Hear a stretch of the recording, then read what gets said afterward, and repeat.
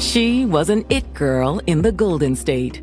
She had a certain spunk, a certain it factor, and everybody wanted to be with her or around her. The men loved her. I mean, loved her.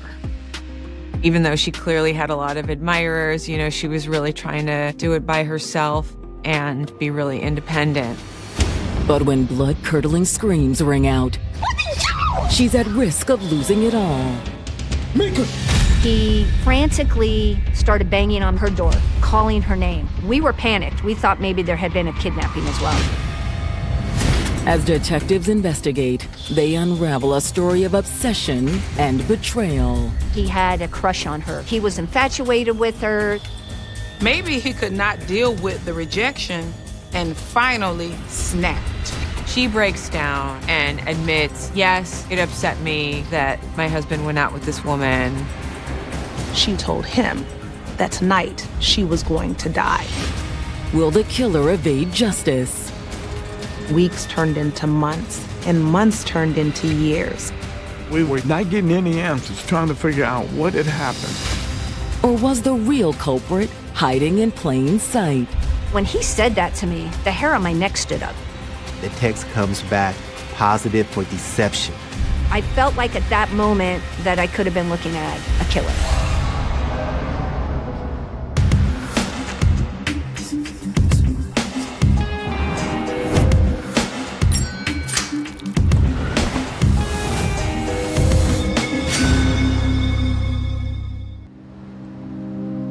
January 1999. It's the start of a new year in Richmond, California. Richmond is an inner city that is located approximately 30 minutes from San Francisco and 20 minutes from Oakland. Richmond was a working class city with individuals that were trying to make a way for themselves and their families. The majority of the population of Richmond were good families, good people. But the Richmond community is also struggling with a growing crime problem. In the 1990s, for a city that was relatively small, it was plagued by crime. It was still suffering from the crack epidemic. It was not uncommon to have multiple homicides on any given day. On the morning of January 9th, one local resident, Andrew Piper, is still asleep after a relatively quiet night, until he's jolted awake by the sound of screaming. He was sleeping on his couch, and he was awakened by blood-curdling screams from his neighbor's apartment across a shared driveway. He knows that a young mother named Mika Wadley lives there with her 18-month-old baby. He's afraid for their safety, so he quickly ran over there to check on them and see what's going on. He frantically started banging on Mika's door, calling her name. Mika! The neighbor attempts to open the door, but it's locked. He's continuing to hear the screams for about 30 more seconds, and then it goes silent inside. Mika, can you hear me? Hello? He knew that Mika was in trouble, so he returns to his own apartment, he retrieves his phone, and makes the call to 911. I'm really concerned about my neighbor.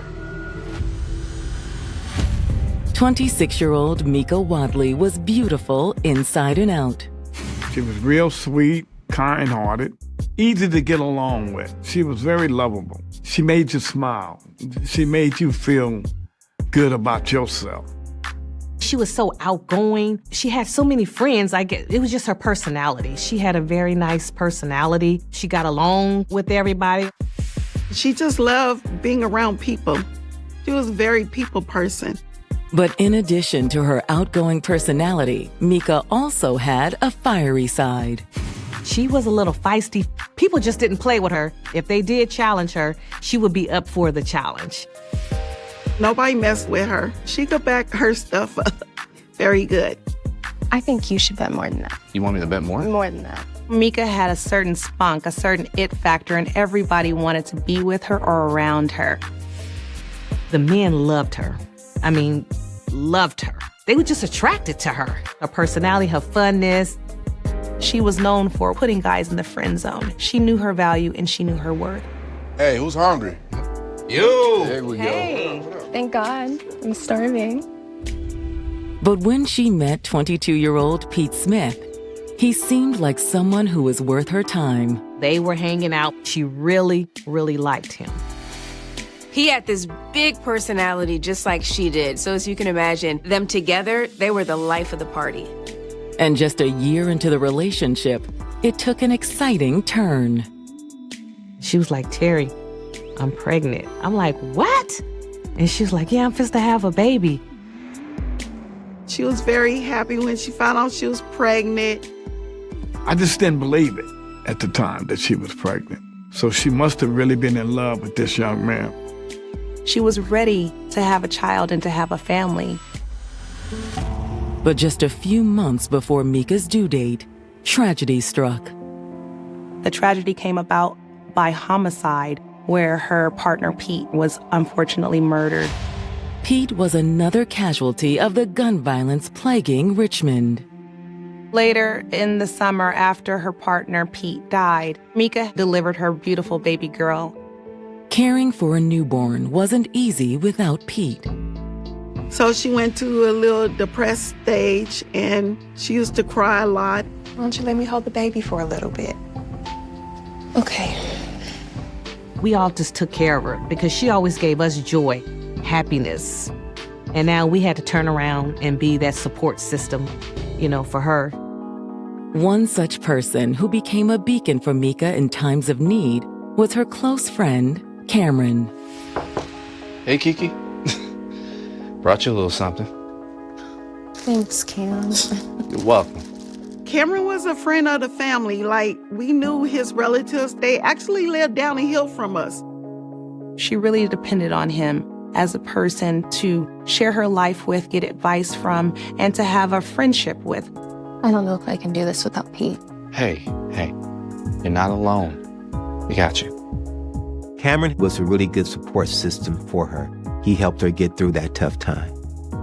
And with her loved one's support, Mika was able to push through the heartbreak and embrace the joys of motherhood. She loved being a mom. Motherhood was the best thing that had ever happened to her. But now, the safety of Mika and her daughter has been called into question after screams were heard from their apartment. A neighbor called 911 after being woken up by the screaming. I'm really concerned about my neighbor. When officers arrive at Mika's apartment, they find her door ajar. When you see an open door, then you know that there's trouble, there's a problem, so you have to be on guard and ready. Is anyone here? When they were clearing the living room area, it was obvious that there had been some type of struggle in there. Things are all over the place, furniture is moved. And then they find Mika. Her hands are tied above her head, and there's a blanket covering her face. Her underwear had also been pulled down, leading police to believe they may have been dealing with a case of sexual assault. It's a tragic scene, but it's not a hopeless one. The officer goes to check on her, and to his surprise, he finds out that she's still alive. Get in your mess in here. In January of 1999, 26-year-old single mom Mika Wadley was finding joy in motherhood. She lost her partner, Pete, shortly after she became pregnant. It had been a tough year for her. Her daughter was truly a light in the darkness for her. But now Mika has been found unresponsive on the floor of her apartment after a neighbor reported the sound of screams. Thankfully, there's still a chance to save her. Get in your mess in here.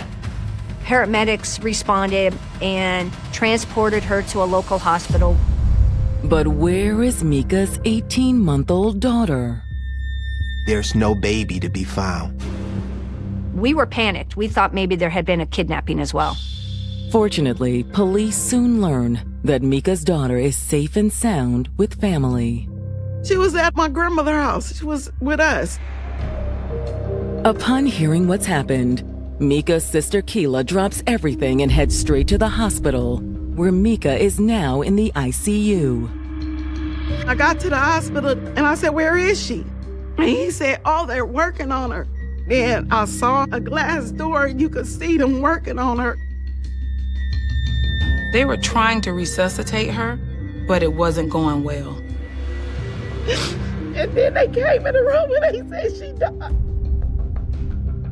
And I said, what do you mean she did? They said they can't tell me nothing. And that was it. When Keela communicates the tragic news to the rest of Mika's loved ones, they're equally devastated. A lot of questions. Is this real? When you use a child, it's hard, you know. To hear that your best friend is dead, that was the worst day of my life. Mika was so joyful, so full of life. Who would want to do something like that to her? Back in Mika's apartment, detectives begin trying to answer that question. What was initially a horrific and brutal assault has now become a homicide case. Outside the residence, investigators locate an important clue. I noticed that there was a large window screen resting against the fence. Is this where the perpetrator entered? Is this how the person got into the home? Inside the apartment, it's clear Mika put up a fight with her attacker. There's clear evidence that there's been a violent struggle here. The couch cushions, some were laying on the floor. There was blood evidence. There was a pair of platform boots, and one was missing a black shoelace. So we automatically assumed that how the suspect bound her wrist was by removing the shoelace from Mika's shoe. Detectives believe sexual assault was the sole motive in this crime. Her wallet was still there. There was jewelry that was still there. Aside from the living room where the big fight happened, the house was otherwise untouched. There wasn't anything obvious missing. But that's not the only reason police think they can rule out robbery as a motive. When first responders found her, she had a blanket covering her face. In my experience, when there are homicides or sexual assaults and it's a known offender, they will often cover the victim's face, almost like they didn't want to see the person in their last seconds. That was a sign to investigators that it was likely someone that she knew. In their search for answers, detectives turned to the neighbor who called 911, Andrew Piper. He knew Mika. When he learned that she had been killed, it was devastating to him. So when you went to check on her earlier this morning, was the door locked? Well, at first it was. After calling 911, he walked back to Mika's apartment. And this time, the door was open. This was startling to the neighbor in that just moments before, this door was locked. I thought about going to check in on her at that point, but I was afraid. He had a little bit of remorse because despite the door being open, he chose not to go in. Was there anyone else in the vicinity while all of this was going on? Well, there was this one guy. He noticed that there was a man in the distance exiting the apartment complex. He was too far away to get a good look, but he believed that he was wearing a beanie and a gray sweatshirt. His pace and his gait didn't lend one to believe like he was running from the scene. I mean, could it just be a random person just walking toward the bus stop? Regardless, it's the only real lead investigators have at this point. Although the 911 caller couldn't give a really detailed description, he was able to give the officers enough to put out an APB for someone wearing a gray sweatshirt and a beanie. Could this man be the key to unlocking the case?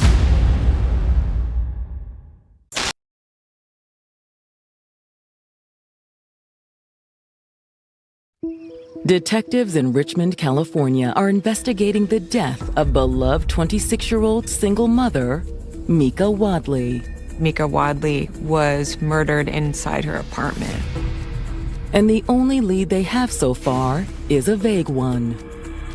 A neighbor saw a man he didn't recognize leaving the apartment complex after the crime took place. But the man wasn't exhibiting any suspicious behavior, so it's not clear if he had anything to do with it. As officers continue putting feelers out for this mysterious individual, detectives receive word that the results of Mika's autopsy are in. Her autopsy spoke volumes. Mika died in probably the most personal way that you can die. She was smothered. That takes a while to take place, and that's very painful. But according to the autopsy, Mika wasn't sexually assaulted. She was a firecracker, and she fought him tooth and nail until the end. She must have fought so hard that her killer was not successful in that regard. Detectives suspect that after the killer heard Andrew Piper knocking on the door, he knew his time was limited. When she screamed, he had to know that someone was going to come. He had to know that if he didn't prevent Mika from being able to tell anybody who he was, he, unfortunately for Mika, had to make a decision. So he smothered her to keep her quiet, and when he thought she was dead, he fled the scene. But who is he? Investigators hope Mika's family can provide some insight. Can you think of anyone who would want to attack Mika? No, everybody loved her. If you seen her as a person, you wouldn't think she had no enemies at all. I just couldn't see why someone would want to take her life. What about a boyfriend? Was she seeing anyone? Probably in any homicide case where you have a woman who's been killed, I mean, the first person that police always look at is a boyfriend. But she wasn't with anybody. After her ex died, she kind of gave up on dating. She'd just been focused on her daughter and wasn't trying to get into a relationship anytime soon. So you can't think of anyone that she may have been out with on Friday night? Mika's family reveals she did go out with someone that evening. But he's just a friend. What is his name? Cameron King. The detectives learned that the night before, Mika and her good friend Cameron had dropped off Mika's daughter with Mika's family so that the two of them can go see a movie. The family tells me that he is somebody that she had known for about 6 or 7 years after meeting at a local junior college. He was real goofy like her. They would just go to the movies and hang out, but she wasn't like attracted to him. However, Mika's family says Cameron was clearly vying for something more. And he definitely wanted to date her. The way that Cameron would kind of gush around, when Mika would speak, they were pretty confident in knowing that he had a crush on her. Oftentimes, when they were hanging out late, Mika would allow Cameron to crash on her couch, and he would leave early in the morning before she would wake up. However, the family says a few weeks earlier, Cameron had exhibited some strange behavior. They didn't really feel, initially anyway, that he would ever act on his feelings, except several weeks prior to Mika's homicide. Mika shared with her sisters that one night Cameron was over watching a movie. She went to bed. He was going to sleep on the couch and then let himself out. But when she woke up in the middle of the night, she saw Cameron sitting on the edge of the bed, staring at her. Cameron, what are you doing? Hey, I'm sorry. I'm just gonna go. I'm gonna leave. Okay. I'm sorry. It really freaked Mika out. Based on this unsettling information, detectives can't help but wonder if Cameron had something to do with Mika's death. At this point, the urgency to speak to him has now increased because here we have a young woman that was found naked from the waist down and having a male friend that I was told that also was infatuated with her, that was close to her, and that may have wanted more. Maybe he can no longer deal with the rejection and finally snapped.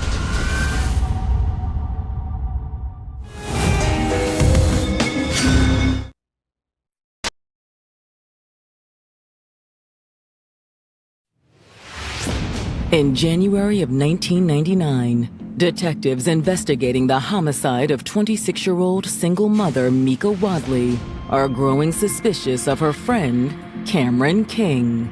Apparently, Cameron wanted more than just a friendship from Mika, but Mika wasn't into him like that. Cameron, what are you doing?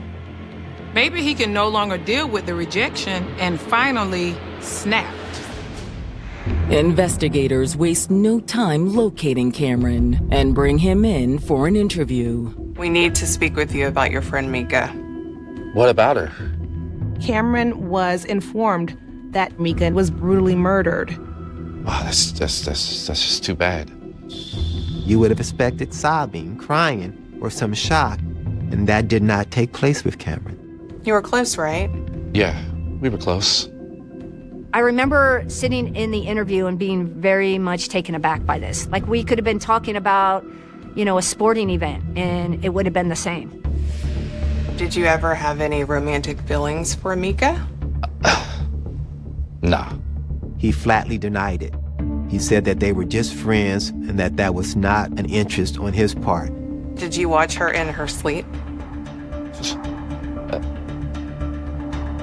Nah. He said, no, never happened. I never made any advances on her. He made it appear as if she were the one that really wanted to be with him. There was a part of me that felt that he was trying to distance himself from her romantically, given how she died. And I honestly wasn't buying it. We believe you were the last person to see Mika before she was killed. That does not look good for you. They asked him to walk them through what he and Mika did on Friday the 8th. Damn. We just went to see a movie, okay? And nothing else happened? That's when Cameron admits that there was something odd that Mika said to him that night. She knew she was gonna die. According to Cameron, Mika actually brought up her impending death that night. And I'll be honest with you, when he said that to me, like, the hair on my neck stood up. Cam, if I died tonight, would you come to my funeral? Come on, quit playing. Promise me you'll come. All right. Okay, Kiki. I promise I'll be there, okay? But you gotta stop acting so morbid, all right? Well, did you ever ask her why she felt that way? Not really. I just changed the subject, it kind of creeped me out. Which is unusual. If they're such good friends, I would expect him to question, well, what's wrong? Is somebody following you? Like, why would you say that? And he didn't. After the movie got out around 12:30 a.m., Cameron states that he dropped Mika off at her apartment. You sure you didn't spend the night? Not this time. He leaves and he returns home to his apartment in Oakland, which is about 20 minutes away.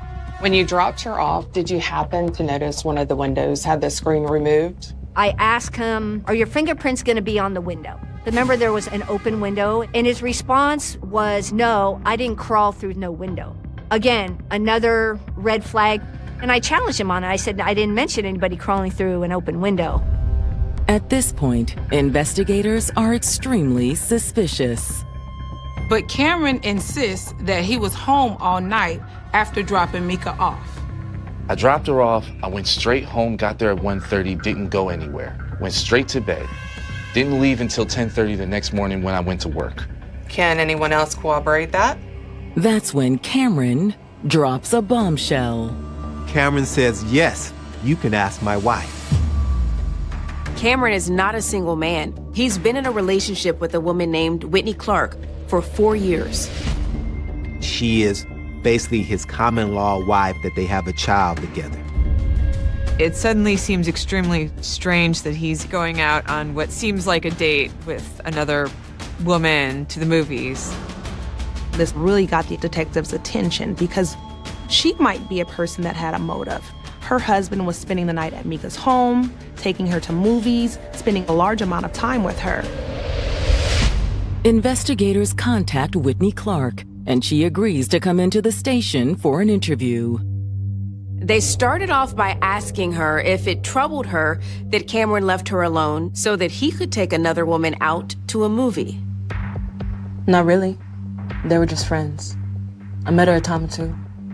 They asked her, did Cameron come home on the night of the 8th? After he took Mika to the movies, and she said yes. She corroborates Cameron's story.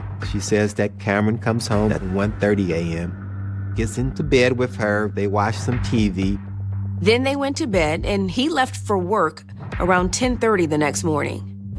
We know that her neighbor phoned the police around 7:30 a.m. after hearing her screams. There's no way he could have had anything to do with what happened with Mika. In her mind, he couldn't have been responsible because he was in bed with her. You're sure? 100%. They asked her, would you be willing to take a polygraph test? And she says yes. The investigators hooked her up to the lie detector machine, and the examiner begins a series of questions. But it doesn't take long for the needle to spike. The text comes back positive for deception, that she's not telling the truth.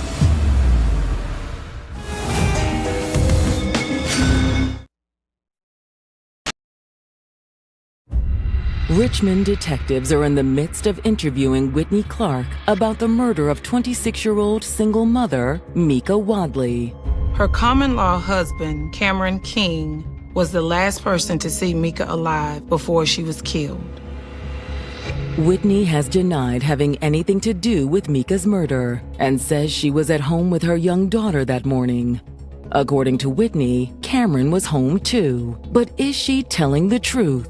So, as a part of her questioning, Cameron's wife was asked to take a polygraph test that she unfortunately failed. The two questions on which she was deemed untruthful were, are you certain Cameron came home at 1:30 a.m.? And are you covering up for your husband? Whitney, we know you aren't being totally honest with us here. Okay. Okay. Whitney admits that Cameron's close relationship with Mika bothered her more than she initially let on. She breaks down and admits, yes, it upset me that my husband went out with this woman. In fact, she was really upset because she believed that Cameron had taken $20 from out of her pocket in order to go to the movies. Imagine if someone used your hard-earned cash to buy another woman's movie ticket and popcorn. Right, it made my blood boil. But Whitney maintains that Cameron did return home by 1:30 a.m. She had stayed up until he arrived home at 1:30 in the morning because she was going to confront him about the money that he had stolen from her to take Mika out. So after Cameron got home later that night after dropping off Mika, he and his wife had an argument. The argument went on for a while until Cameron said he was done arguing and crawled into bed and went to sleep. She woke at 10:30 in the morning. Cameron was in bed with her. She said, I'm a sound sleeper.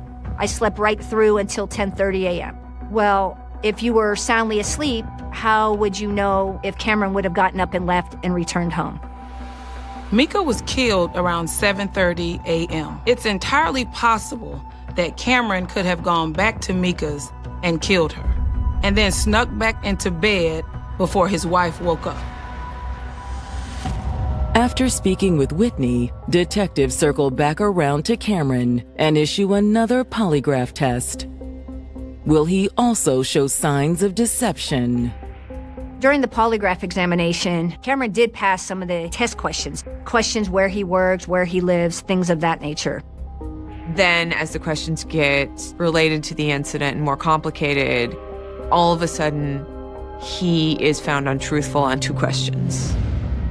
The first question is, were you present when Mika Wadley was injured? The second question was, did you have anything to do with the death of Mika Wadley? He failed miserably on both those questions. It's been looking more and more to investigators like they've zeroed in on their main suspect. But Cameron insists they've got it all wrong. When I continued to press him, he just continued to announce his innocence. I didn't do it. I was home. You're wasting your time. I didn't do it. All of this adding up is unsettling. His story felt very manufactured. And I felt like at that moment that I could have been looking at a killer. Detectives take DNA and fingerprint samples from both Cameron and Whitney.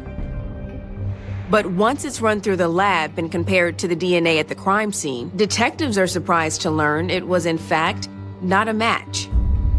Are you sure? There's no DNA from Cameron or his wife that's at the crime scene that's on Mika. So now, They had to start from square one.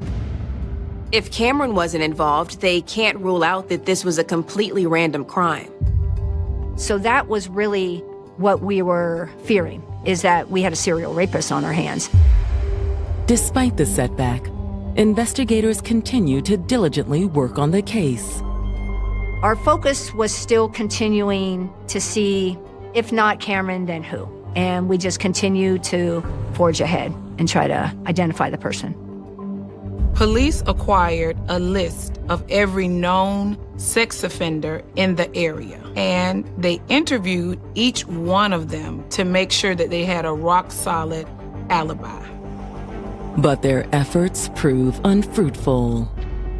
So days turned into weeks, and weeks turned into months, and months turned into years, and the case became cold. So, I mean, you can imagine how difficult this would be for Mika's family. Beside being disappointed that they may never get justice, they're also worried about their own safety. I'm scared to go in my own house because you have that in the head. Who is it? Is it someone I know? Am I talking to this person? Like, why? Like, I could be next to them. As time drags on, Detective Kern eventually retires. But even in retirement, Mika's case stays on her mind. I still kept kind of one foot in the door, would still ask the cold case, hey, how are we? Where are we with this? Is there anything more we can do? She made a promise to the family that they would catch Mika's killer, and she wanted to make good on that promise. And in 2020, 21 years after Mika's death, a new team of investigators starts making headway with the help of recent technological advances. DNA technology had come a long way. Parts of the fingernail clippings and ligatures that had not been tested was tested. The new team also takes a look at the shoelace that was wrapped around Mika's hand, and they're able to find DNA from that shoelace. That's also the DNA from a male donor. The question now is, who is the donor? Where did this DNA come from? To be perfectly transparent, throughout the whole 20 years, I believed it was Cameron.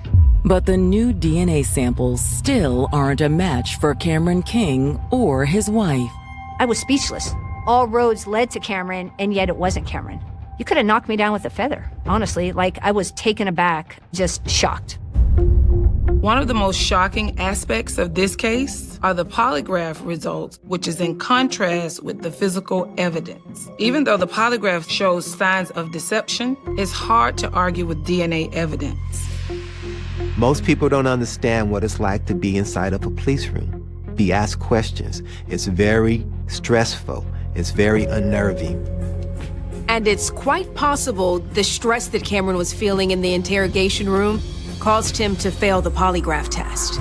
But even though investigators have hit a wall with their prime suspect, they continue to push on.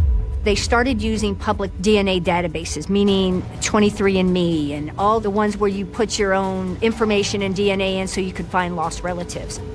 Against all odds, they get a hit, and it was someone no one ever expected. I'm like, what? For real? I know him.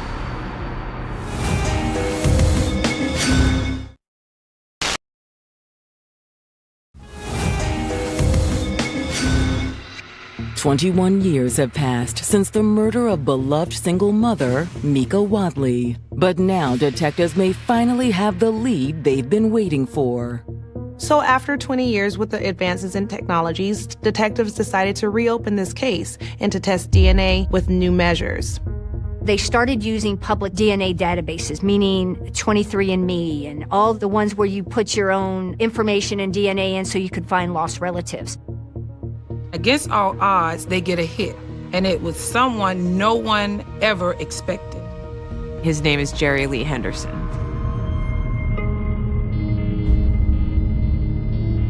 His name has never come up, not one time throughout this 20-year investigation. Richmond Police Department contacted the family and showed a picture, and they asked, do you know the name of Jerry Lee Henderson? And at that time, they had no knowledge of anybody by that name. I told her I don't recognize the picture. I don't know him. But Mika's best friend, Terry Adams, recognizes the name immediately. Keela gave me a call and said, Terry, they found out who killed Mika. And I'm like, what? For real? And then she said it was a guy named Jerry Henderson. You know him? I'm like, yes, I know him. Jerry Lee had attended some classes at junior college with Mika. He was kind of an acquaintance, but not anybody that she would speak of frequently. We all went to Contra Costa College. We would just hang out, but I couldn't see the connection with Jerry and Mika because they weren't friends outside of us being all together. Around the time Mika was killed, Jerry had been down on his luck. He was having problems trying to have work and find a place to live. He'd actually been kicked out of his place. He was homeless at some point. So the million-dollar question is, why? Why and how he ended up at her home that night. So one theory that was put forward was that Jerry may have been coming to Mika's apartment in search of a place to stay because he had been kicked out. So investigators believe he most likely snuck in through the window early in the morning, thinking Mika wasn't home. When he made it through the window and spotted Mika asleep, something in him must have snapped and decided he wanted more than just a place to stay. Investigators believe he spotted her boots on the floor and quietly removed one of the shoelaces. What are you doing? Let me go!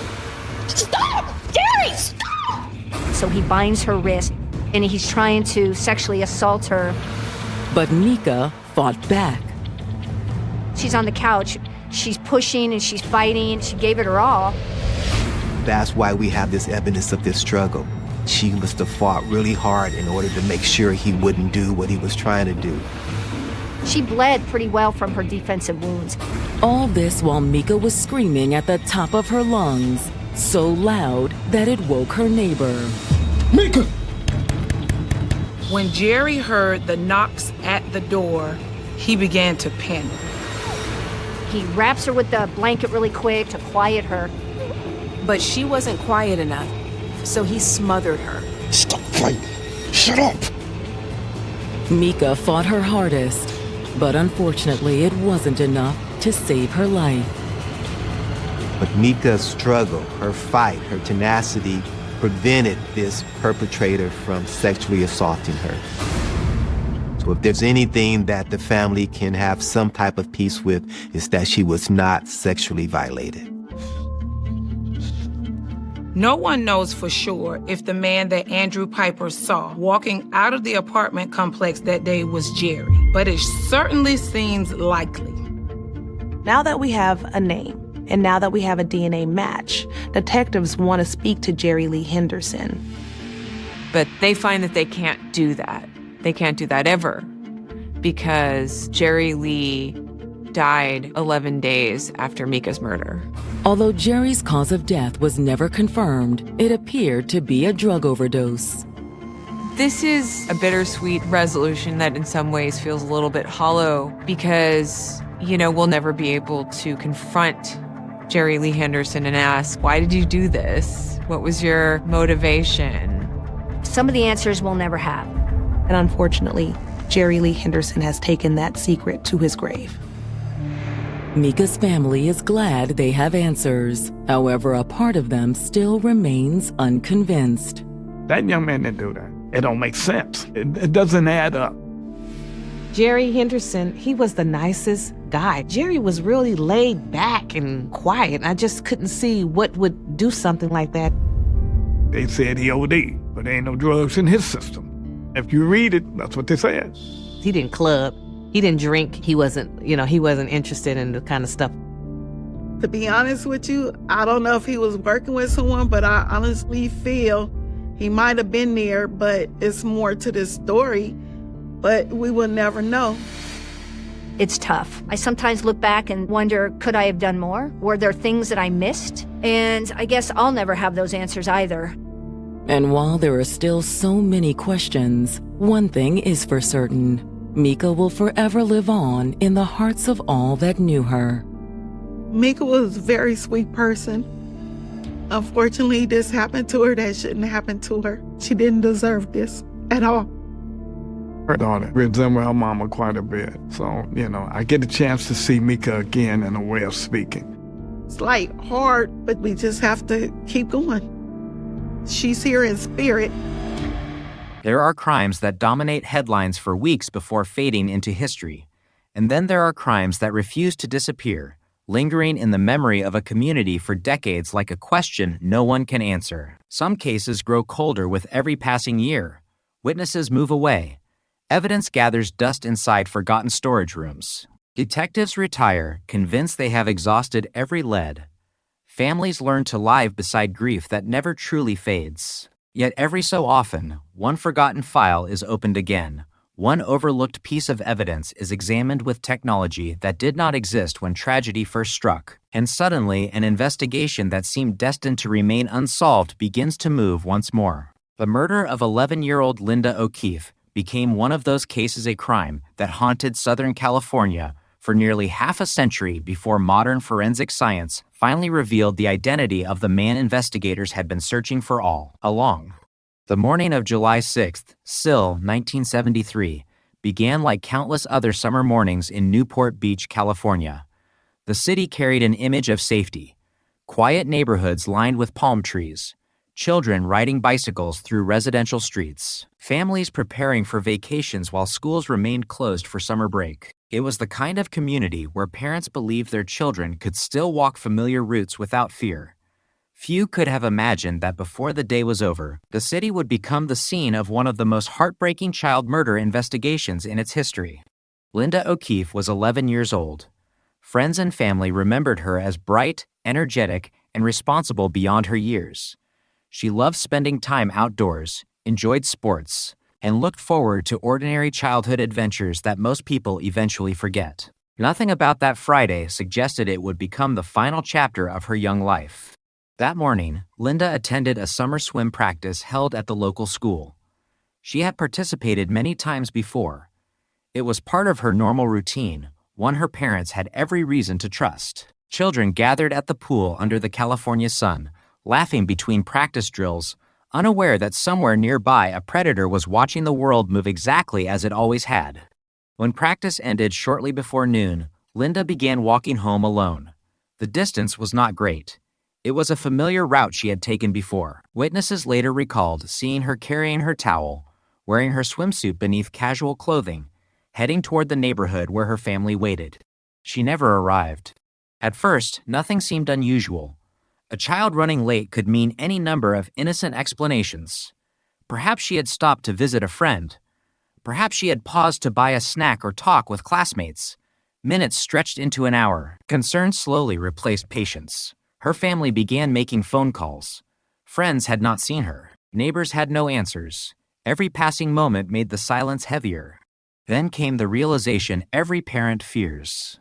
Linda was missing. Within hours, Newport Beach police launched an extensive search. Officers canvassed neighborhoods. Volunteers joined the effort. Cars drove slowly through residential streets while people called her name across parks, empty lots, and school grounds. Search teams hoped they would find a frightened little girl who had become lost or injured. Instead, investigators would soon face evidence pointing towards something far darker. Witnesses began reporting a suspicious vehicle seen near the school around the time Linda disappeared. Descriptions varied, as eyewitness accounts often do under ordinary circumstances, but investigators believed they were searching for a light-colored van in 1973. Surveillance cameras were virtually non-existent. No security footage documented the streets. No mobile phones recorded passing traffic. Detectives depended almost entirely on human memory, and memory can become frustratingly unreliable once panic sets in. One witness believed they had seen Linda speaking with the driver. Another thought she may have been forced inside. Others could remember only fragments: a vehicle, a direction of travel, a moment that seemed unimportant until news spread that a child had vanished. Every small detail suddenly mattered. Investigators raced against time because statistics have always shown that the first hours after a child abduction are the most critical. Every minute without answers gives a kidnapper greater opportunity to escape, conceal evidence, or cross county lines before police establish coordinated searches. Roadblocks were considered. Descriptions were broadcast to surrounding law enforcement agencies. Officers interviewed anyone who might have crossed Linda's path. Still, the trail was already beginning to fade. Late that afternoon, the search came to a devastating end. Linda's body was discovered several miles away in a field near Back Bay Drive. The location stood in painful contrast to the neighborhoods where children had spent the morning swimming under bright sunshine. What investigators encountered transformed a missing person investigation into a homicide that would remain one of Orange County's most haunting mysteries. The crime scene immediately revealed signs of extreme violence. Detectives carefully documented every detail they could preserve. Forensic investigators photographed the area, collected trace evidence, and searched for footprints, tire impressions, fibers, and anything that might identify the killer. In the early 1970s, forensic science was advancing, but many of the tools that modern investigators now consider routine simply did not exist. DNA profiling had not yet entered criminal investigations. Genetic genealogy was decades away. Detectives relied on fingerprints, blood typing, witness interviews, physical evidence, and painstaking investigative work. If the killer left no fingerprints, if no one recognized him, if no witness remembered his face, the investigation could stall indefinitely. That terrifying reality confronted detectives almost immediately. News spread rapidly across Southern California. Parents who had once allowed children to walk alone suddenly changed household rules overnight. Schools reviewed safety procedures. Communities organized neighborhood patrols. Local newspapers published photographs of Linda beside urgent appeals for information. Television stations interrupted regular programming with updates, hoping someone would recognize the suspect vehicle before it disappeared forever. The emotional impact reached far beyond Newport Beach. People saw their own children in Linda's photograph. Her smile appeared ordinary. Her life seemed ordinary. That was exactly what made the crime so frightening. Nothing about her family suggested they had been targeted. Nothing warned the community that a predator might already be among them. Investigators pursued every lead that arrived. Phone calls flooded police headquarters. Some callers believed they had seen suspicious men near schools. Others reported similar vans parked in unfamiliar neighborhoods. Tips arrived from surrounding counties. Most proved impossible to verify, and some contradicted one another completely. Yet detectives followed them because ignoring even one legitimate lead could mean losing the only chance to identify the killer. The artists produced composite sketches based on witness recollections. Officers compared known offenders living throughout California. Recently released prisoners became subjects of interest. Individuals previously accused of crimes against children were interviewed. Every potential suspect required time. Every interview consumed precious resources. Still, none of them produced evidence strong enough to make an arrest. Behind the scenes, investigators also began examining whether Linda's murder might connect two other unsolved crimes. Serial offenders often repeat patterns, similar victim profiles, similar methods of approach, similar locations where victims were abandoned. Detectives across jurisdictions exchanged reports, searching for similarities that could reveal whether one dangerous individual had committed multiple attacks. No definitive connection emerged. The uncertainty only deepened the mystery. Was the murderer a local resident? A passing stranger? Someone who had carefully planned the abduction? Or someone who acted on sudden impulse before disappearing forever? Every theory carried weaknesses. Every possibility opened new questions. Linda's family entered a reality no family should ever experience. Instead of watching a daughter grow through middle school and high school, they found themselves speaking with homicide detectives, attending memorial services, and answering endless questions from investigators searching desperately for overlooked details. Had Linda mentioned anyone unusual? Had she recently felt frightened? Had strangers approached her before? The answers brought little comfort. She had simply gone to swim practice. She had started walking home. And she vanished. As weeks became months, investigators reviewed evidence repeatedly. Maps covered conference room tables. Pins marked witness sightings. Timelines were reconstructed hour by hour. Detectives revisited neighborhoods, hoping someone who had remained silent might finally remember an important detail. Sometimes cold cases are not created by lack of effort. Sometimes they are created because the available science has reached its limits. That appeared to be exactly what had happened here. Evidence existed, but the technology capable of unlocking its secrets had not yet been invented. Years passed. The headlines disappeared. New tragedies replaced old ones. Detectives transferred to different assignments. Some retired. Others passed away. Boxes containing reports, photographs, laboratory notes, and physical evidence were carefully archived, waiting for a future generation of investigators who might see something their predecessors could not. Yet Linda's name never completely vanished from Orange County. Every anniversary brought renewed media attention. Each article ended with the same haunting reality. No arrest. No conviction. No answers.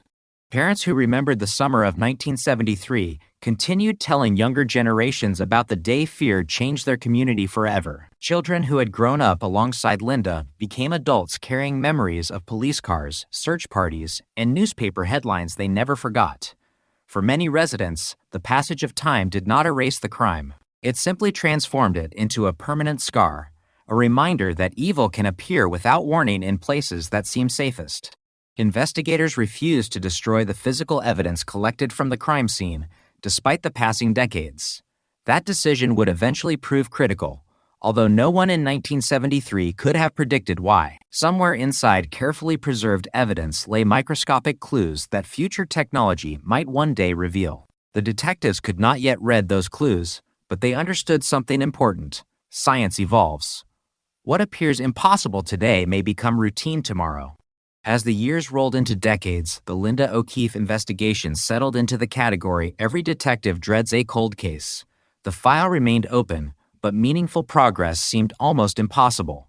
Witness memories faded. Some individuals connected to the investigation died before seeing justice. Entire generations grew up without knowing the details of the crime, while the man responsible continued living somewhere beyond the reach of investigators, carrying a secret that had survived year after year without exposure. No one could yet know that the evidence quietly waiting inside police storage would eventually meet a revolutionary form of forensic science. No one could imagine that decades after detectives first walked that lonely crime scene under the blazing California sun, a single breakthrough in DNA technology would begin unraveling one of the state's oldest unsolved child murder cases, bringing investigators closer than ever before to the truth they had pursued for nearly 50 years. For investigators, the hardest part of any homicide is not always arriving at the crime scene. It is waking up weeks later with no new leads, no credible suspects, and no certainty that tomorrow will be any different. In the Linda O'Keefe investigation, that reality settled in with relentless force. Every day that passed without an arrest widened the distance between the killer and the evidence left behind. Detectives understood a painful truth that every homicide investigator eventually faces. Memories fade far faster than physical evidence, but physical evidence is only valuable if science can explain what it means. The first weeks after Linda's murder became a blur of interviews, reports, and long hours inside cramped detective offices.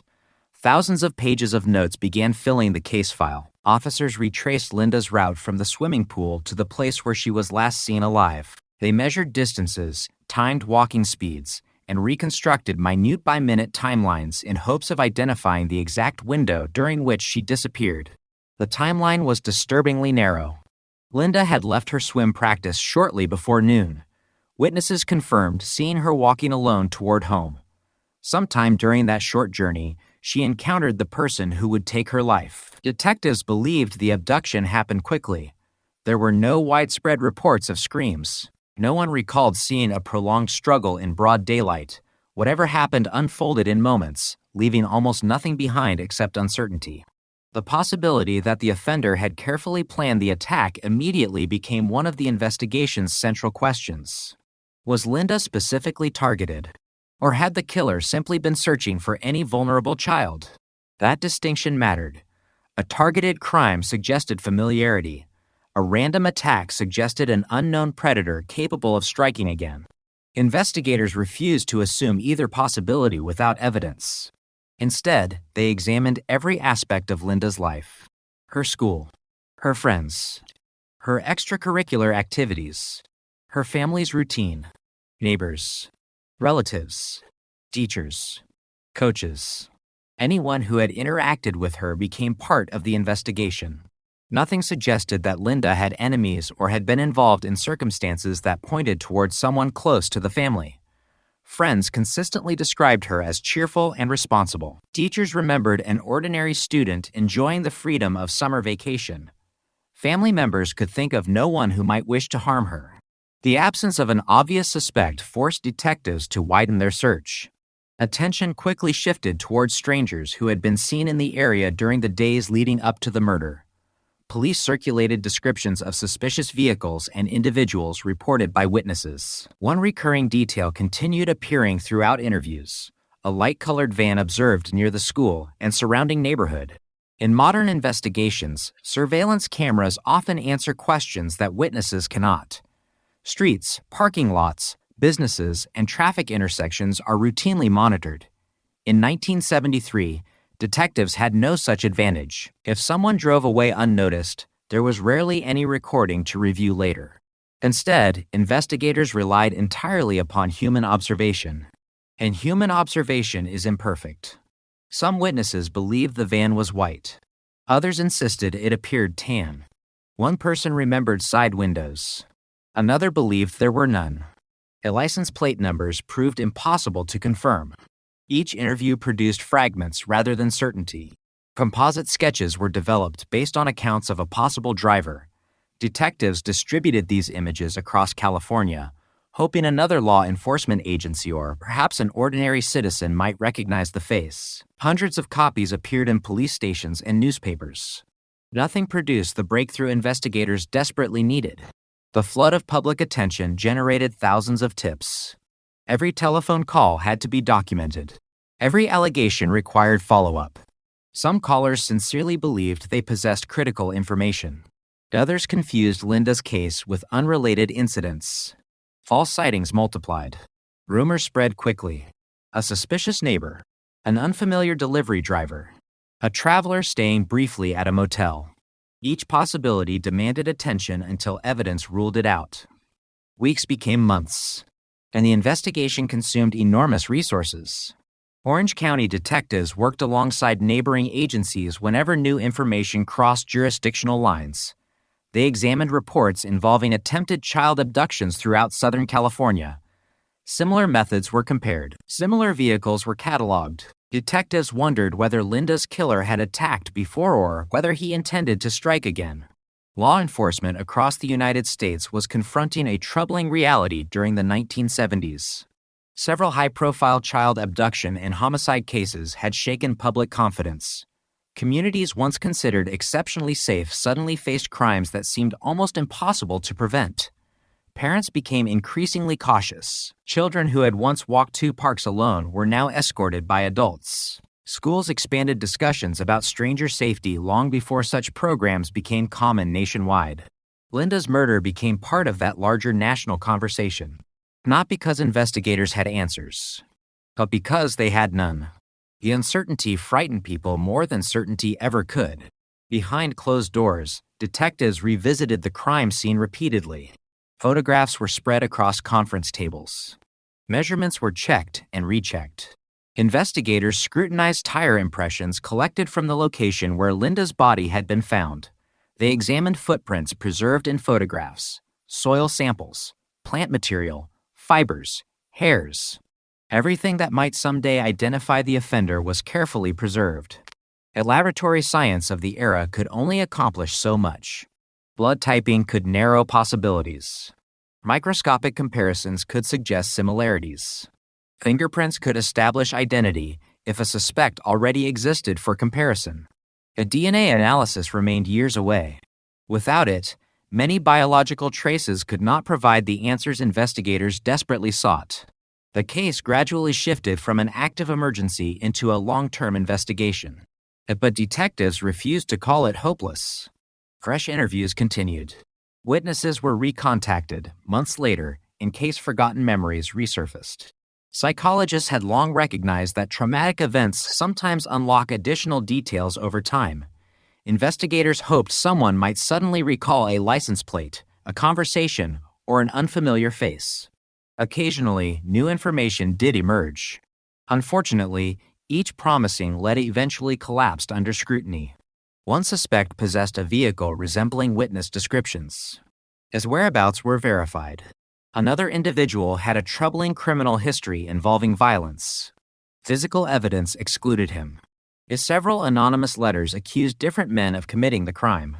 None survived investigation. The file grew larger. The answers did not. Meanwhile, Linda's family continued living with unimaginable loss. Birthdays came and went. Yet holidays arrived carrying empty spaces that could never be filled. Every milestone became another reminder of what had been stolen. Families of homicide victims often describe grief as something frozen in time. While the world continues moving forward, they remain emotionally connected to the day everything changed. For the O'Keefe family, July 6, SIL 1973, never truly ended. Public attention slowly faded. The news organizations shifted toward newer stories. Television cameras disappeared. Only occasional anniversary articles reminded readers that one of Orange County's most devastating child murders remained unsolved. Inside police headquarters, however, Linda's name never disappeared. The file continued changing hands as detectives retired and younger investigators assumed responsibility. Each new detective inherited not only boxes of evidence, but also decades of frustration accumulated by those who came before. Cold cases present a unique challenge. Unlike active investigations, they arrive carrying years of dead ends, disproven theories, and faded memories. Every new investigator must learn the entire history before attempting to discover something everyone else has overlooked. Some detectives become emotionally attached. Others maintain professional distance. Nearly all understand one uncomfortable reality. The victim cannot ask for justice. The investigation must speak on her behalf. By the late 1970s, the Linda O'Keefe murder had become one of Southern California's most enduring unsolved crimes. Yet detectives continued asking difficult questions. Had the killer remained in California? Had he committed murders elsewhere under another jurisdiction? Was he imprisoned for unrelated offenses? Or had he simply lived an ordinary life while carrying knowledge no one else possessed? Those questions had no immediate answers. Investigators began reviewing national crime databases as they expanded during subsequent years. Technological improvements allowed agencies to compare reports more efficiently than before, but progress remained slow. Digital records were still limited. Many older investigations existed only on paper inside filing cabinets scattered across the country.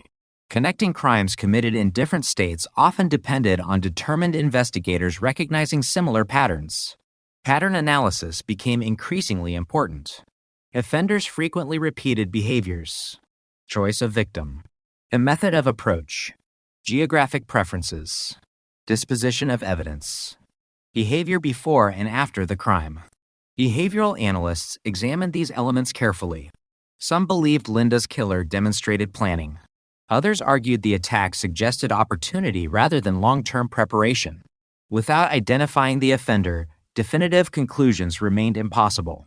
As years passed, another challenge emerged. Witnesses aged. Some moved away. Others passed away entirely. Potential testimony that might once have been available vanished forever.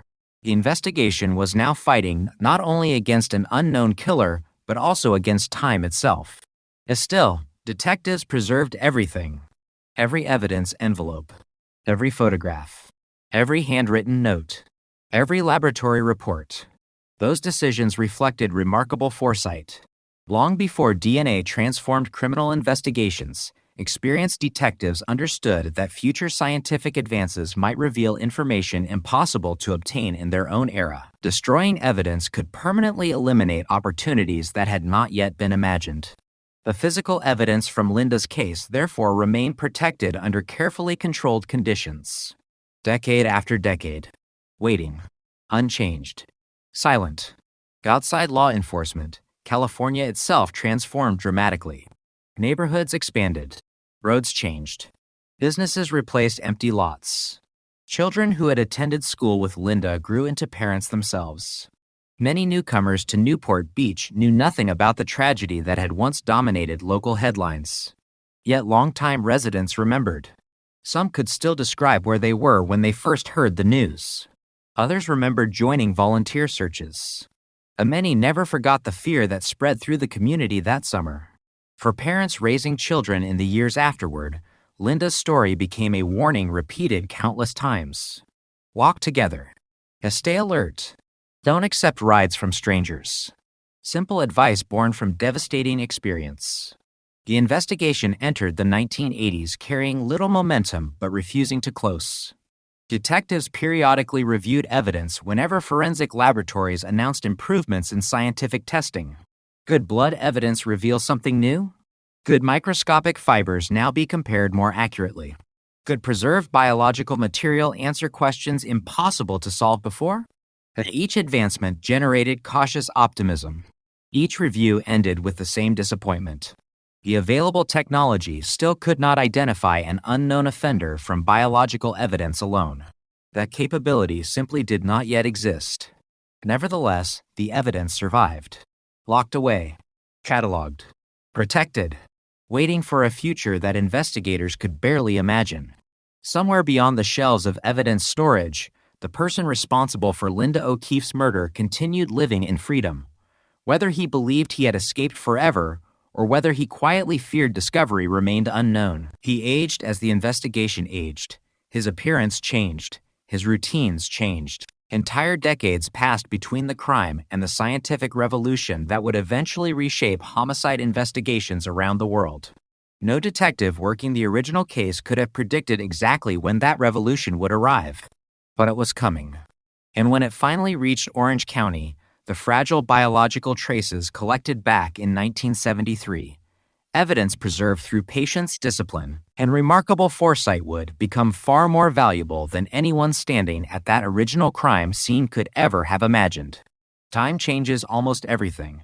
Streets are renamed, buildings disappear, witnesses grow older, detectives retire, entire police departments evolve as new generations inherit investigations they never witnessed firsthand. But inside an evidence vault, time stands almost perfectly still.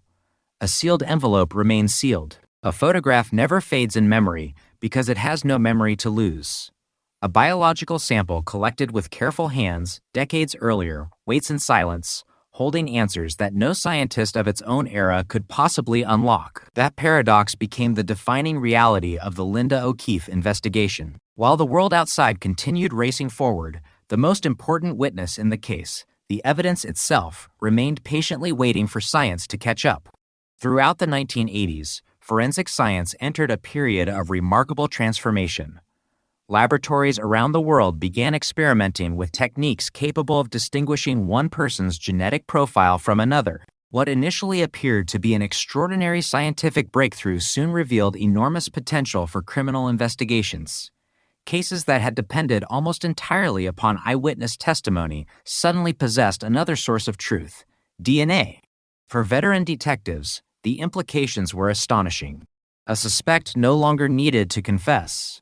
A witness no longer needed to identify a face decades later. If biological evidence had been preserved properly, it might speak for itself. But progress came slowly. The earliest DNA testing methods required relatively large and well-preserved samples. Many older cases simply lacked suitable material. Laboratories were overwhelmed with requests, and testing remained expensive and limited. Agencies across the United States faced difficult decisions about which investigations should receive priority. Recent homicides naturally came first. Older cold cases often remained untouched. Linda O'Keefe's investigation continued waiting. Not because detectives had forgotten her, because the technology itself had not yet matured enough to provide realistic hope. Still, investigators never abandoned the file. Every few years, another detective reviewed the evidence inventory. Every review asked essentially the same question: has science advanced enough? Each answer edged a little closer toward yes. Meanwhile, entirely separate investigations across America demonstrated what DNA could accomplish. Wrongfully convicted individuals were exonerated after years behind bars. Violent offenders once believed impossible to identify suddenly found themselves linked to crimes committed decades apart. Prosecutors who had nearly abandoned certain homicide cases reopened them with renewed confidence. Law enforcement entered a new era. The phrase cold case began acquiring a different meaning. Previously, it implied resignation. Now it suggested possibility. If evidence still existed, hope still existed. That shift inspired agencies nationwide to re-examine long unsolved murders. Orange County investigators were no exception. The Linda O'Keefe file periodically returned to active review whenever advances in forensic biology justified another look. Specialists evaluated preserved evidence collected in 1973, determining whether modern laboratory methods might recover useful genetic material. The process demanded extraordinary caution. Evidence nearly 20 years old could not simply be handled casually. Contamination had to be avoided. Documentation had to remain meticulous. Every movement required careful recording because one mistake might permanently destroy irreplaceable material. The investigators understood exactly what was at stake. They possessed only one opportunity to perform certain tests. There would be no second chance. During these years, public memory of Linda's murder quietly endured. Anniversary newspaper articles occasionally revisited the investigation, reminding readers that the case remained open. Television stations interviewed detectives who continued expressing determination despite the lack of visible progress. Each interview carried a similar message. Someone knows something, as someone has remained silent. Even after all these years, detectives hoped publicity might encourage reluctant witnesses to come forward. Sometimes it did. Former residents contacted investigators after seeing anniversary coverage. Individuals reported suspicious memories from decades earlier. Some admitted they had dismissed certain observations at the time because they never imagined they might matter. Every new lead received attention. It most ultimately proved unrelated. Nevertheless, investigators never dismissed information simply because it arrived late. Cold cases teach detectives patience. And sometimes the smallest detail emerges after decades. Sometimes it changes everything. The challenge was separating meaningful information from ordinary human memory, which naturally changes over time. Psychological research has repeatedly shown that memories are reconstructed rather than replayed like recordings. Conversations, newspaper reports, and the passage of years can unintentionally alter recollections. Detectives therefore treated delayed witness statements carefully, comparing them against original reports created much closer to the crime itself. Occasionally, similarities reinforced credibility. More often, inconsistencies prevented investigators from relying upon them. Physical evidence remained far more dependable. Unlike memory, it never tried to fill missing gaps. It simply waited. As forensic laboratories improved their capabilities during the 1990s, DNA profiling became increasingly accepted inside courtrooms throughout the United States. Prosecutors successfully used genetic evidence to secure convictions in cases where traditional investigative methods had reached their limits. The success stories spread rapidly. One unsolved homicide after another suddenly found new life. Detectives who had once accepted retirement without answers returned to watch former investigations finally reach court. Families who had spent decades wondering if justice would ever arrive found themselves sitting inside courtrooms hearing guilty verdicts they once believed impossible. These victories inspired agencies everywhere. Orange County investigators again examined Linda's evidence. Could her case become one of them? Laboratory specialists carefully assessed preserved biological material. As some samples remained unsuitable, others appeared more promising. Testing proceeded cautiously. The results provided valuable information but still failed to identify an unknown suspect directly. DNA profiles possess extraordinary power, but they require comparison. For nearly 4 decades, the Linda O'Keefe case had lived to very different lives. Inside Orange County law enforcement, it remained an active investigation waiting for the right scientific breakthrough. Outside police headquarters, it had become one of those tragic stories people remembered in fragments. Young girl who disappeared after swim practice, a community forever changed, a killer who simply vanished. Every anniversary revived the same haunting question. How could someone commit such a brutal crime in broad daylight and never be identified? The answer, investigators increasingly believed, was not that the killer had been exceptionally careful. It was that he had lived in an era before forensic science possessed the tools needed to expose him. By the early 2000s, DNA profiling had transformed criminal investigations across the United States. Countless violent offenders had been identified through state and national databases. Cases once considered impossible had reached courtrooms decades after the crimes occurred. Families finally received answers they had waited years to hear. Yet some investigations still refused to yield. Linda O'Keefe's murder was one of them. The biological evidence collected in 1973 continued to produce the same frustrating result. Detectives possessed a DNA profile believed to belong to the offender, but every search against available criminal databases ended the same way. No match. That absence became increasingly significant. Each year that passed meant more convicted offenders had their DNA entered into national systems.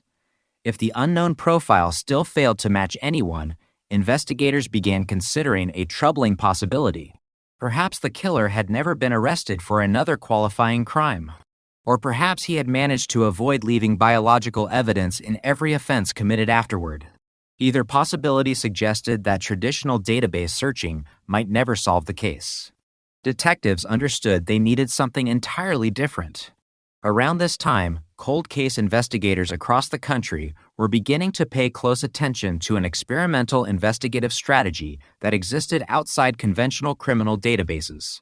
The idea was both simple and revolutionary. Millions of ordinary people were voluntarily submitting DNA samples to genealogy companies in hopes of learning about their ancestry. Most wanted to discover where their families came from. Some hoped to locate distant relatives. None intended to assist homicide investigations. Yet their genetic information revealed something remarkable. Every individual shares DNA with parents, grandparents, cousins, and distant relatives. Even if investigators could not identify an unknown offender directly, perhaps they could identify members of that person's extended family. From there, traditional detective work could begin narrowing possibilities. At first, many investigators viewed the concept cautiously. It had rarely been used. The legal and ethical questions were still developing. The process required enormous patience. Unlike fingerprint comparisons, genealogy did not produce instant answers. It produced possibilities. Entire family trees had to be reconstructed, birth records examined, marriage certificates located, military records reviewed, and census documents compared. Obituaries studied. Each branch of a family tree could generate hundreds of names. Finding the correct individual required months of painstaking research. Still, the potential was extraordinary. Orange County investigators followed these developments with growing interest. The evidence from Linda's case had survived in remarkably good condition.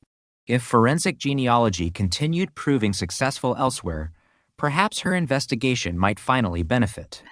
For years, detectives had imagined only two possible ways to solve the case: a confession or a database match. Now, for the first time, a third possibility emerged. The killer might unknowingly be identified through relatives who had never committed any crime at all. While science continued advancing, investigators never stopped reviewing the original evidence. Boxes first assembled in 1973 were opened once again. Photographs were digitized. Reports were scanned into modern record systems.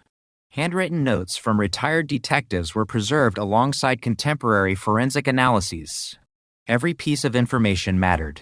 Cold case investigations often succeed, not because one clue suddenly appears, but because decades of existing information become easier to organize and compare. Technology improved investigative work in countless ways beyond DNA. Digital mapping allowed detectives to recreate routes with greater precision. Archived newspaper articles became searchable. Vehicle registrations from historical records could sometimes be reconstructed.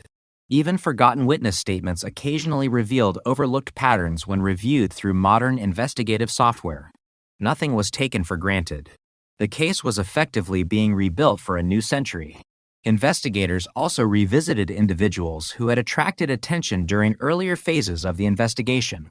Some had died, others had relocated. Several willingly provided information once again. Advances in forensic science meant interviews conducted decades earlier could now be evaluated alongside evidence unavailable at the time. Even if previous suspects had been eliminated, detectives wanted absolute certainty. No possibility would remain unexplored. The emotional weight carried by investigators became impossible to ignore. Many of the detectives now assigned to Linda's case had not even entered law enforcement when she was murdered. Some had been children themselves in 1973. Yet after studying the evidence, reading witness statements, and meeting surviving family members, they developed the same determination that had driven every investigator before them. The passage of time had not reduced the importance of the crime. If anything, it had intensified the responsibility. Every year without justice represented another year stolen from the victim's family. Cold case detectives often describe themselves as temporary guardians. They inherit investigations from those who came before. Eventually, they pass them to someone else. Their responsibility is not necessarily to solve the case personally. It is to ensure the opportunity for justice survives. That philosophy shaped every decision surrounding the Linda O'Keefe investigation. Evidence preservation remained meticulous. Documentation remained exhaustive. Nothing would be discarded simply because decades had passed. Meanwhile, several groundbreaking homicide investigations elsewhere in the United States demonstrated that forensic genealogy could succeed where conventional DNA databases had failed. Cases abandoned for 30 or 40 years suddenly produced suspects. Unknown victims regained their identities. Families finally learned what had happened to missing loved ones. Within law enforcement, optimism spread cautiously. No one believed genealogy represented magic. Every successful case still required enormous investigative effort. But the impossible was beginning to look achievable. Orange County investigators recognized that Linda's case possessed many qualities necessary for this emerging technique. Preserved biological evidence, a usable DNA profile, extensive historical documentation, a clear timeline. The ingredients existed. The challenge lay in assembling them correctly. Obtaining suitable genetic analysis required specialized expertise beyond ordinary forensic laboratories. Detectives worked with experts capable of generating the type of DNA information needed for genealogical comparison. Unlike traditional forensic testing, which focuses primarily on identification, genealogy required far broader genetic data. Producing that information from evidence collected in 1973 demanded extraordinary care. Every laboratory procedure carried risk. Ancient biological samples can degrade. Contamination must be avoided completely. Scientists worked methodically, understanding they were handling evidence unlike almost anything else in the laboratory. For detectives, the waiting became almost unbearable. Months passed with little visible progress. Genealogy investigations rarely generate dramatic breakthroughs overnight. Instead, they advance through countless tiny discoveries. A distant cousin identified. A family branch confirmed. A surname eliminated. A historical document located. Each step appears insignificant until viewed together. Only then does a picture begin emerging. Investigators remained realistic. The offender could have thousands of distant relatives. Many records might be incomplete.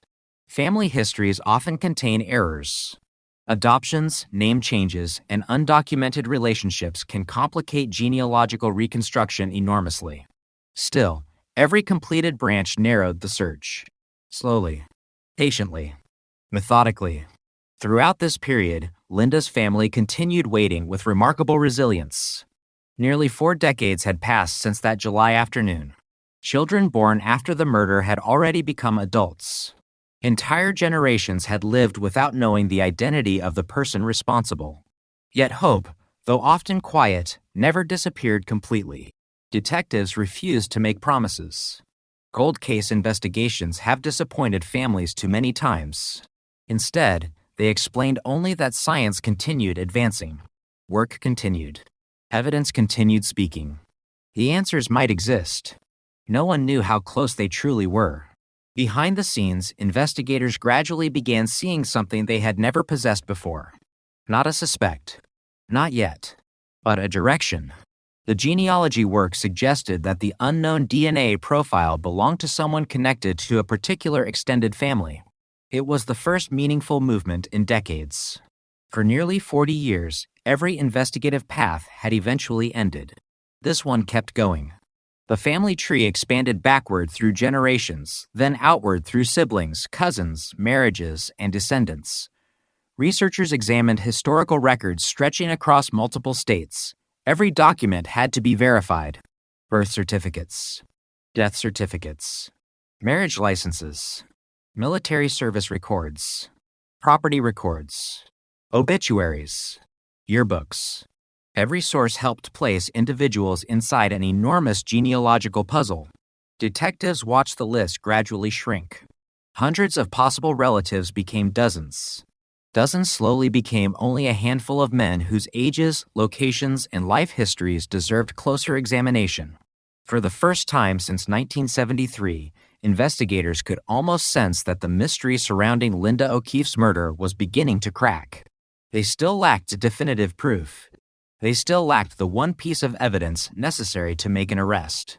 But after decades of silence, the investigation had finally begun moving forward, not because someone confessed, not because a witness suddenly remembered, but because science had learned to hear a story hidden inside DNA that generations of detectives had preserved with unwavering faith, believing that someday, somehow, the evidence would finally reveal the name it had been protecting for nearly half a century. If the offender's profile exists nowhere within available databases, investigators still face a difficult problem. They know someone committed the crime. They simply cannot determine whose DNA they are observing. That became another frustrating obstacle. Law enforcement databases expanded steadily during these years, collecting DNA from convicted offenders under changing state and federal laws. Every expansion increased the likelihood that unknown profiles from unsolved crimes might eventually find matches. Detectives waited. Months became years. Database searches continued. No match appeared. The absence of a match suggested several possibilities. Perhaps the offender had never been arrested for qualifying crimes. Perhaps he lived outside jurisdictions contributing DNA records. Perhaps he had died before databases became widespread. Or perhaps his sample simply had never been collected. Every possibility remained plausible. Investigators refused to interpret silence as failure. Instead, they viewed it as another stage in a longer process. Technology continued evolving. Laboratories became more sensitive. Smaller quantities of biological material yielded increasingly reliable results. Procedures unimaginable during the early years of the investigation gradually became standard forensic practice. The evidence itself seemed almost timeless. Collected in 1973, tested repeatedly across changing generations of science. Each decade extracting slightly more information than the last. Yet one essential question remained unanswered. Who had left that DNA behind? Outside forensic laboratories, Linda's family continued carrying unimaginable patience. Nearly every homicide victim's family shares one common hope. Not revenge. Answers. To know what happened. To know who was responsible. To know that the person who destroyed their family cannot simply disappear into history. Year after year, those answers remained beyond reach. Detectives responsible for communicating with the family understood the emotional burden created by every new scientific advance. Each announcement about improved DNA technology raised expectations. Could this finally be the breakthrough? Could this finally end decades of uncertainty? Sometimes investigators had to deliver disappointing news. Testing had been completed. No identification. Not yet. Those conversations never became easier. The file itself continued expanding. Original reports from 1973 now rested beside modern forensic analyses produced decades later. Different generations of detectives added observations, diagrams, laboratory results, and investigative summaries. The case became a living historical record reflecting nearly 30 years of persistence. Few investigations survive with such continuity. Many lose evidence. Many lose documentation. Some become impossible to reconstruct after decades. Linda's case avoided those dangers because countless investigators treated every piece of information with exceptional care. They understood that future detectives would depend upon their work. That foresight preserved opportunities still invisible at the time. By the end of the 20th century, the investigation occupied a unique position. It was no longer merely an old unsolved homicide. It had become a scientifically viable cold case. The evidence existed. The DNA profile existed. What investigators lacked was a name. That distinction mattered enormously. For decades, the case had suffered from insufficient technology. Now it suffered from insufficient comparison. It was a fundamentally different problem. One science was rapidly beginning to solve. Around the country, forensic experts started discussing entirely new possibilities involving genetic genealogy, an emerging concept that suggested DNA might identify unknown individuals even when their own profiles never entered criminal databases. At first, the idea sounded almost unbelievable. Instead of searching only for exact matches, investigators might someday identify distant relatives, reconstruct family trees, and gradually narrow unknown suspects through genealogy. During those early discussions, few could predict how revolutionary the method would become. Some scientists viewed it cautiously. Others believed it represented the future of cold case investigations. Detectives watched with growing interest. If successful, such techniques might solve cases once considered permanently beyond reach. Among the thousands of unsolved homicides scattered across America, Linda O'Keefe's murder remained quietly waiting. Its evidence had survived. Its DNA profile had survived. Its investigators had refused to surrender. All that remained was the scientific breakthrough capable of connecting one anonymous genetic profile to the man who had spent decades believing history had buried his crime forever. By the time the investigation entered its fifth decade, the atmosphere inside the Orange County Sheriff's Department had changed. The optimism was cautious, almost restrained, but it was unmistakably different from the frustration that had defined the case for so many years. Detectives had learned not to celebrate possibilities. Cold cases had a way of offering hope before collapsing under closer examination. Yet this time, the investigation was moving in a direction no previous detective had ever been able to follow. The DNA was no longer just anonymous biological evidence. It was beginning to point toward a family. Not a name. Not yet. But a family. Genealogists continued building an intricate network of relatives connected through generations of births, marriages, and descendants. Every discovery narrowed the search. A distant cousin identified through shared DNA led to grandparents. Grandparents led to siblings. Siblings led to children. Entire branches of the family tree were reconstructed with painstaking precision, eliminating impossible candidates while preserving every plausible one. Yet the work demanded extraordinary patience. There were no dramatic interrogations, no high-speed pursuits, no anonymous phone calls in the middle of the night. Instead, investigators spent countless hours studying public records, comparing timelines, and asking one deceptively simple question. Who, among all these relatives, could have been in Southern California in July of 1973? That single question eliminated dozens of names. Some individuals had been children. Others had not yet been born. Many lived thousands of miles away. Some had documented military assignments or employment records placing them elsewhere when Linda disappeared. Slowly, methodically, the enormous family tree became smaller. The investigation was no longer searching through millions of people. It was searching through a manageable list. Each remaining individual required careful examination. Detectives studied employment histories, residential addresses, marriage records, military service, criminal histories, vehicle ownership, any detail that could place or exclude a person from Newport Beach during the summer of 1973. And one name repeatedly refused to disappear: a James Allen Neal. Unlike many others who had been eliminated through documentation, Neal's life history raised questions investigators could not ignore. And he had lived in California during the relevant period. His age aligned with witness descriptions of the offender. His movements during the early 1970s appeared consistent with someone capable of being in Orange County when Linda vanished. And none of this proved guilt. Not even close. A genealogy had done its job. It had pointed investigators toward a possible family connection. Now traditional police work had to take over. Detectives knew they were entering the most delicate phase of the investigation. If Neil was innocent, every assumption had to be challenged. If he was guilty, every piece of evidence had to withstand scrutiny in court. Speculation had no value. Only facts mattered. Investigators quietly assembled everything they could learn about him. Born years before Linda's murder, Neil had lived a life that, from the outside, appeared remarkably ordinary. Friends and acquaintances described a man who blended into everyday society. He worked. He moved between communities. He interacted with neighbors. Nothing immediately distinguished him from thousands of other men living in California during the 1970s. But that ordinary appearance deeply unsettled investigators. One of the most difficult realities in homicide investigations is that violent offenders often appear completely unremarkable. There is rarely a sign announcing danger.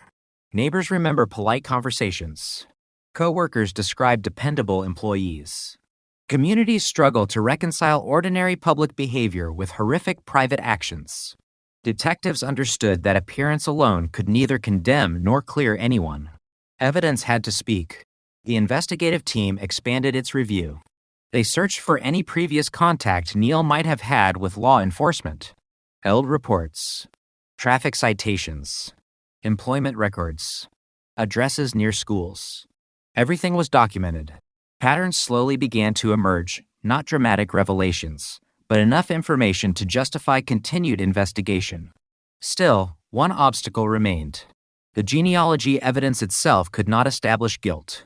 It merely suggested that investigators had identified someone worthy of closer examination. They still needed direct forensic confirmation. They needed Neil's DNA. Without it, decades of investigative work could collapse. Obtaining that DNA required patience and absolute secrecy. If investigators approached Neil too early, they risked alerting him before sufficient evidence existed. If they waited too long, opportunities might disappear. Surveillance teams quietly monitored his activities. Every movement was conducted lawfully and carefully documented. Experienced investigators know that people leave DNA almost everywhere they go. A drinking cup, a discarded napkin, a cigarette, a utensil, an item thrown into public trash. Objects most people never think about can become crucial evidence when handled correctly. The challenge was obtaining a sample that unquestionably originated from Neil without violating legal standards. Every step required coordination. Every decision required legal review. The investigation had survived more than 40 years. No one intended to jeopardize it through unnecessary mistakes. Meanwhile, those outside the investigation knew nothing. Linda's family continued living their daily lives unaware that, behind closed doors, detectives might be closer than anyone had ever been to identifying the man responsible for their daughter's murder. Yet the secrecy protected the integrity of the investigation. Premature publicity could influence witnesses. It could affect future legal proceedings. Most importantly, it could give a potential suspect an opportunity to destroy evidence or disappear. The detectives carried the burden alone. They understood that history was watching. Cold case prosecutions present unique challenges. Defense attorneys naturally question memories after decades. Witnesses may no longer be alive. Physical locations change. Evidence must withstand extraordinary scrutiny because so much time has passed. Every conclusion, therefore, required overwhelming support. No shortcuts. No assumptions. Only verifiable facts. Investigators also revisited every original witness statement from 1973. Could Neil's appearance be compared with the composite sketches? Did his known vehicles resemble witness descriptions? Had he lived or worked near any relevant locations? Some details aligned more closely than investigators expected. Others remained inconclusive. The evidence was beginning to form a coherent picture, but detectives refused to force pieces together simply because they wanted answers. Confirmation bias has ended many investigations. Experienced homicide detectives constantly challenge their own theories. Could someone else fit the evidence better? Was another family branch overlooked? Could the genealogy have pointed toward the wrong individual? Every alternative had to be considered before moving forward. The scientific team continued refining the DNA work. Technology had advanced dramatically since the earliest analyses. Profiles that once seemed incomplete could now provide extraordinary precision.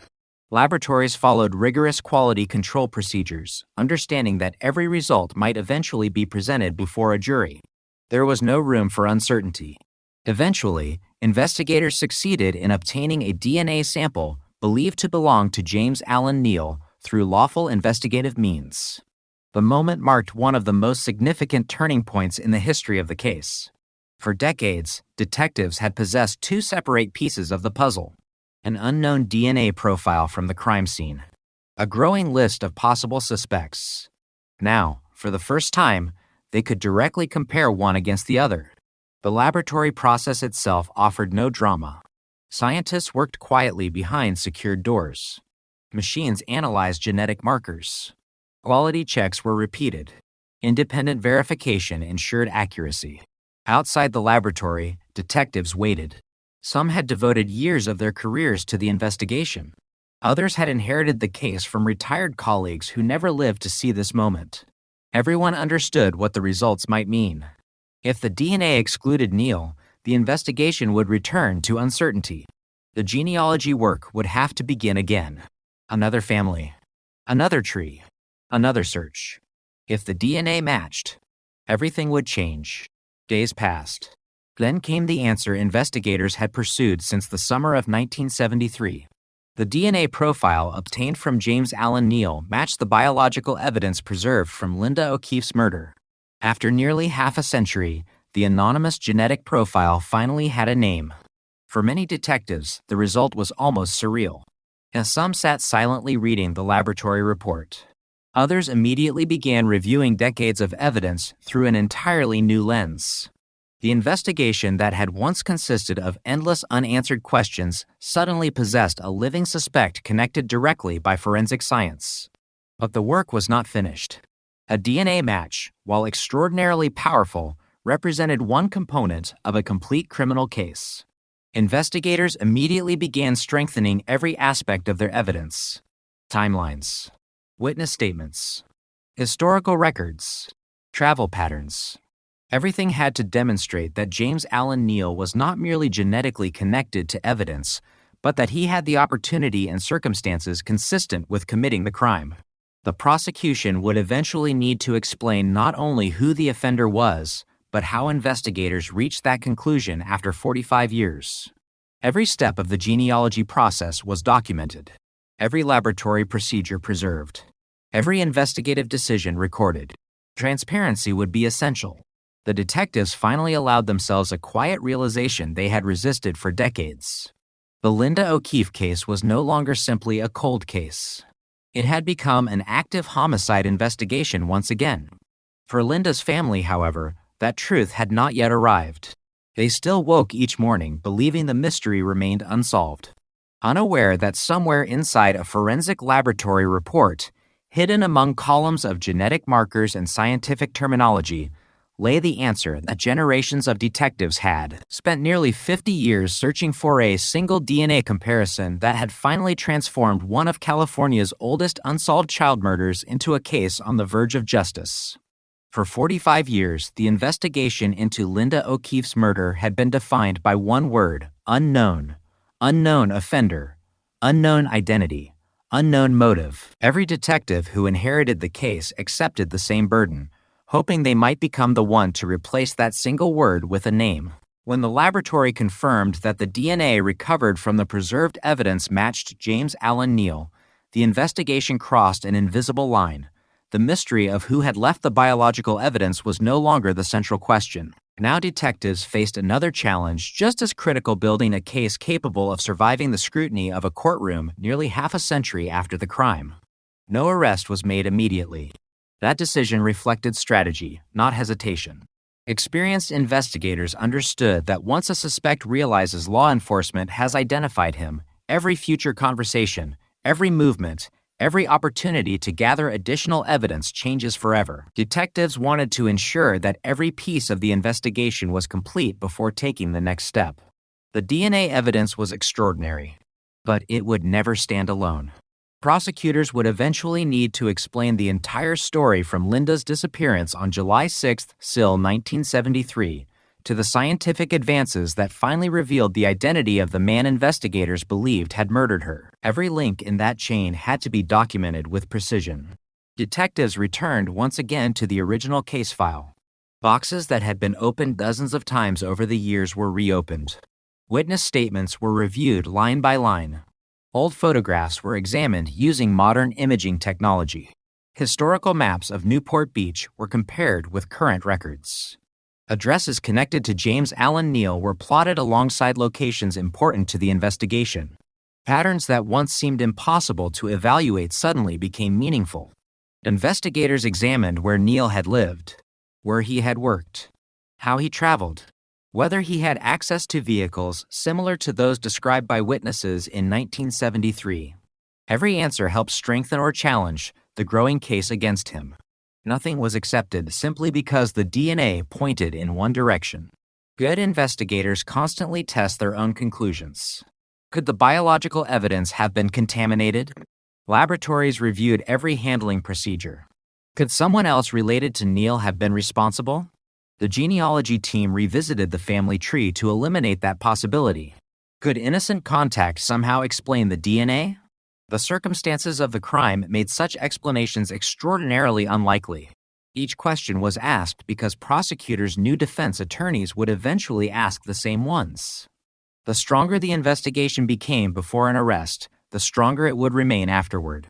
As detectives worked quietly behind the scenes, James Allen Neal continued living his daily life. There was no indication that he knew investigators had identified him. To neighbors and acquaintances, life appeared ordinary. Routine continued. Conversations continued. Errands continued. Yet, unknown to him, nearly 50 years of scientific progress had finally caught up with evidence left behind on a summer afternoon in 1973. For investigators, the emotional weight of that realization was difficult to ignore. Many cold cases never reach this point. Evidence deteriorates. Records disappear. Witnesses die.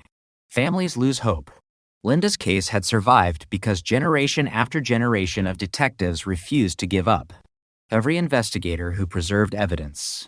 Every evidence technician who carefully documented a transfer. Every laboratory scientist who protected fragile biological material. Every detective who resisted closing the file despite decades without progress. Their combined work had made this moment possible. The investigation now entered one of its most carefully planned phases. Senior investigators met with prosecutors from the Orange County District Attorney's Office. The evidence was reviewed collectively. Legal strategy became just as important as investigative strategy. How should the genealogy process be explained? How should decades of scientific development be presented to a jury unfamiliar with advanced DNA analysis? How could prosecutors demonstrate that modern forensic methods remained reliable despite the age of the evidence? These discussions were essential. The science itself had to be understandable. Jurors would eventually need confidence not only in the laboratory results but also in the investigative journey that produced them. Meanwhile, detectives quietly prepared to notify Linda's surviving family. That conversation carried enormous emotional significance. Families waiting decades for answers often experience conflicting emotions when an investigation suddenly reaches a breakthrough. Relief, disbelief, grief renewed, hope, anger, all can arrive at once. Investigators carefully planned how the information would be shared. No family should learn news of such importance through television reports or newspaper headlines. They deserve to hear it directly. Before that meeting occurred, detectives continued strengthening every possible aspect of the case. Historical employment records were verified. Travel histories were reconstructed where possible. Investigators searched for any additional crimes that might reveal behavioral similarities. James Allen Neal's background was examined extensively. Every documented interaction with law enforcement received attention. The objective was not to build character evidence. It was to understand whether other information existed that could illuminate the events surrounding Linda's murder. At the same time, forensic experts independently confirmed the DNA findings. Scientific replication is a cornerstone of reliable forensic practice. One laboratory result is powerful. Independent confirmation strengthens confidence even further. The conclusions remained consistent. The DNA matched. The evidence collected in 1973 belonged to James Allen Neal.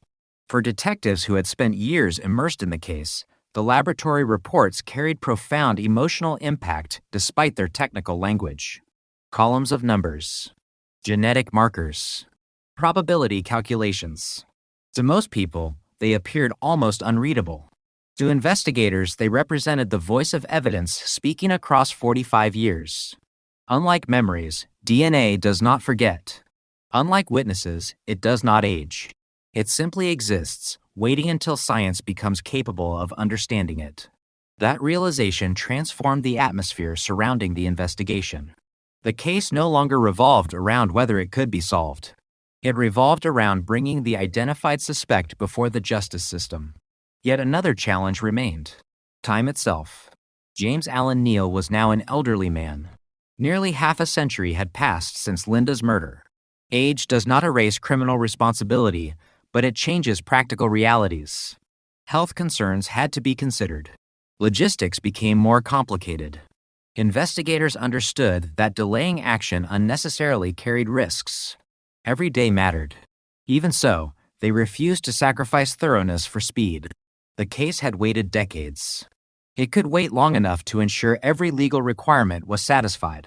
News of the investigation remained tightly controlled. Only those directly involved understood how close the case had come to resolution. Outside law enforcement, Linda's murder continued to be viewed as one of California's oldest unsolved child homicides. The public had no idea that detectives were preparing to reveal one of the most significant cold case breakthroughs in Orange County history. Inside the investigative team, however, the emotional atmosphere had begun changing. Some detectives found themselves thinking about colleagues who had worked the case years earlier. Many of those original investigators had long since retired. Some had died without knowing the mystery would one day be solved. Their notes remained inside the file. Their interviews continued contributing to the investigation. Although they would never witness the final outcome, their work remained present in every page reviewed by the modern team.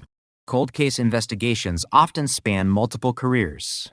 Justice becomes a relay rather than a sprint. One generation preserves evidence. Another develops new scientific methods. A third finally reaches the truth. The Linda O'Keefe investigation embodied that reality perfectly. No single detective solved the case alone. It was solved through decades of persistence shared across countless investigators, scientists, analysts, prosecutors, and evidence technicians. Each played a role. Each protected the possibility that someday science would answer questions human memory never could. As preparations for an arrest continued, investigators reflected on the extraordinary path the case had taken. In 1973, DNA profiling did not exist. Computers capable of organizing enormous investigative databases barely existed. Genetic genealogy was unimaginable. Had any link in the chain failed, had evidence been discarded, contaminated, or forgotten, the opportunity now before investigators would have disappeared forever. Instead, because the evidence survived, so did the truth. It had remained hidden in microscopic genetic material for nearly 50 years, invisible to every detective who handled the file until technology advanced enough to reveal it. Now at last, the investigation stood on the threshold of the moment Linda's family had waited almost a lifetime to hear. The announcement that the unknown killer was unknown no longer, and that the pursuit of justice, delayed for decades but never abandoned, was finally entering its final chapter. The breakthrough that investigators had spent decades pursuing was no longer confined to laboratory reports and sealed evidence envelopes. It had reached the point where decisions carried consequences that could never be undone. Every meeting inside the Orange County District Attorney's Office revolved around the same objective: ensure that when the case became public, every question could be answered with evidence, every conclusion supported by facts, and every investigative step capable of withstanding the highest level of legal scrutiny. For nearly half a century, Linda O'Keefe's name had appeared alongside one phrase that seemed impossible to erase: cold case. Now detectives were preparing to remove those words forever. The first people who needed to know were Linda's surviving family members. No press conference. No television cameras. No public announcement. Investigators believed the family deserved to hear the news privately before the rest of the world learned that the mystery surrounding Linda's murder had finally been unraveled. When detectives met with them, the conversation carried an emotional weight few people outside law enforcement ever witness. There are moments in a homicide investigation that no amount of training can make routine. Informing parents or siblings that a loved one has died is one. Returning decades later to explain that the person responsible has finally been identified is another entirely. For the O'Keefe family, nearly 45 years had passed since Linda left swim practice and never returned home. Children had grown into adults. Parents had grown old. Entire chapters of life had unfolded while one question remained unanswered. Who did this? Now investigators had an answer supported by modern forensic science. Relief did not erase grief. Justice, even when it finally arrives, cannot restore the years that were taken. It cannot return birthdays that were never celebrated. It cannot replace family photographs that were never taken. It cannot rewrite history. What it can do is end uncertainty. For families of homicide victims, uncertainty often becomes its own lifelong burden. The family listened as detectives carefully explained how the investigation had evolved over decades. They described the preservation of evidence, the development of DNA technology, the emergence of forensic genetic genealogy, the painstaking reconstruction of family trees, and finally, the DNA comparison that identified James Allen Neal. This was not a sudden miracle. It was the result of thousands of hours of work performed by generations of investigators who had refused to let Linda's case disappear into history. The emotional impact extended beyond the family. Within the sheriff's department, detectives who had inherited the case from earlier investigators reflected on the extraordinary journey that had brought them to this point. Some remembered opening Linda's file for the first time years earlier, wondering whether they would ever accomplish what so many before them could not. Others thought about retired detectives whose handwritten notes still filled the investigation. Those detectives had searched neighborhoods without DNA, interviewed witnesses without computers, preserved evidence without knowing exactly why future science might need it. Their decisions had become the foundation upon which the modern investigation stood. Soon afterward, investigators moved toward the next critical step. James Allen Neal was taken into custody. For law enforcement, the arrest represented the culmination of nearly 5 decades of investigative persistence. For the public, however, the announcement came as a profound shock. News organizations across California quickly reported that one of Orange County's oldest unsolved child murders had finally been solved. The headlines echoed across television broadcasts, newspapers, and digital media. 45-year-old cold case solved through DNA. Suspect arrested in 1973, murder of Linda O'Keefe. Genetic genealogy leads detectives to breakthrough after decades. Communities that had long believed the mystery would remain unsolved suddenly found themselves confronting a completely different reality. The man investigators accused of murdering Linda had lived among ordinary people for decades. He had grown older, worked jobs, built relationships, passed unnoticed through everyday life. To many observers, that realization proved almost as unsettling as the crime itself. It reinforced a difficult truth. Time does not erase responsibility. A person may avoid identification for years, even decades, but preserved evidence has a remarkable ability to outlast the passage of time. During public announcements, investigators emphasized exactly that point. The success of the case belonged not only to modern DNA science, but also to the original detectives who had protected evidence collected in 1973. Had that evidence been discarded under the assumption it would never become useful, the investigation would likely have remained unsolved forever. The announcement also highlighted the expanding role of forensic genetic genealogy. Only a few years earlier, many outside law enforcement had never heard the term. Now it had become one of the most powerful tools available for solving violent crimes committed long before DNA databases existed. Investigators were careful to explain that genealogy alone had not solved the case. It generated investigative leads. Traditional police work confirmed those leads.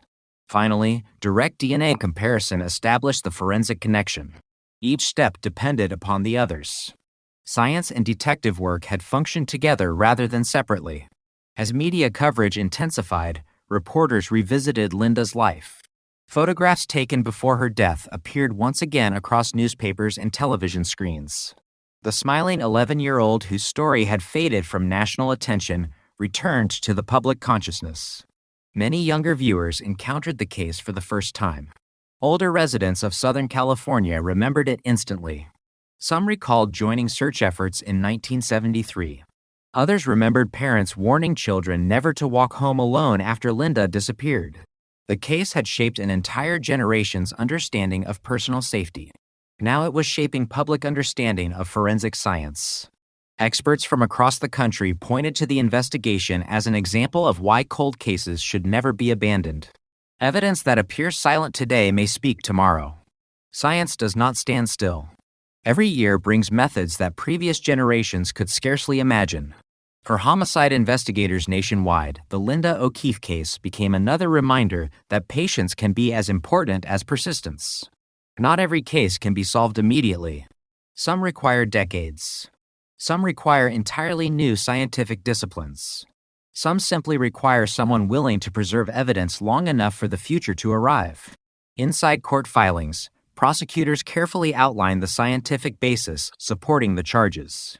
The evidence presented a compelling narrative built upon decades of investigative work.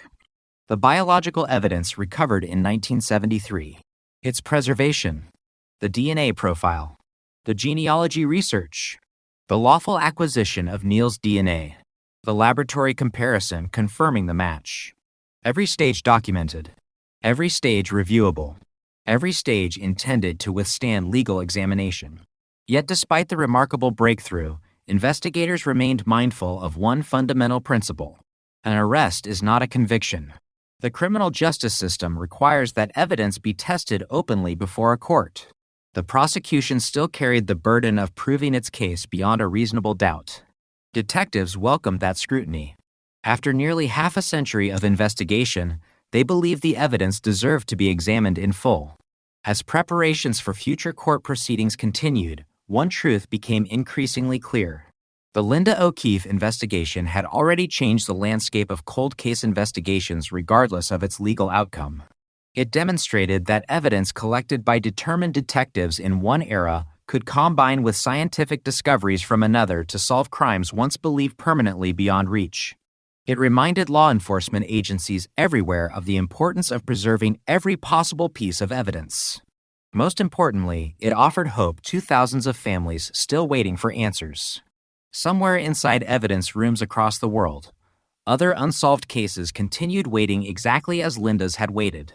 Boxes, photographs, biological samples, silent witnesses protected for years by people who believed that one day science might finally give them a voice. For Linda O'Keefe's family, that day had finally come.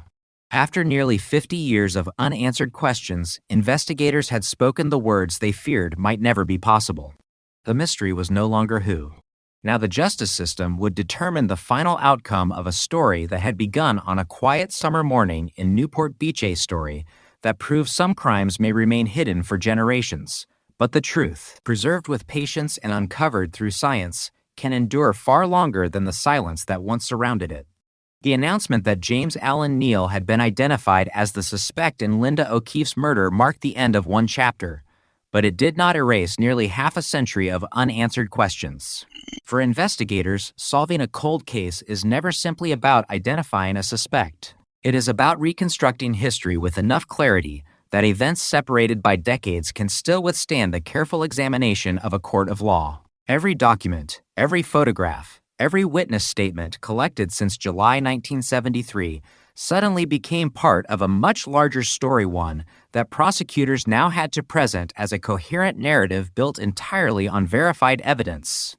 As preparations for court proceedings continued, detectives once again immersed themselves in the original investigation. The route Linda had walked after leaving swim practice.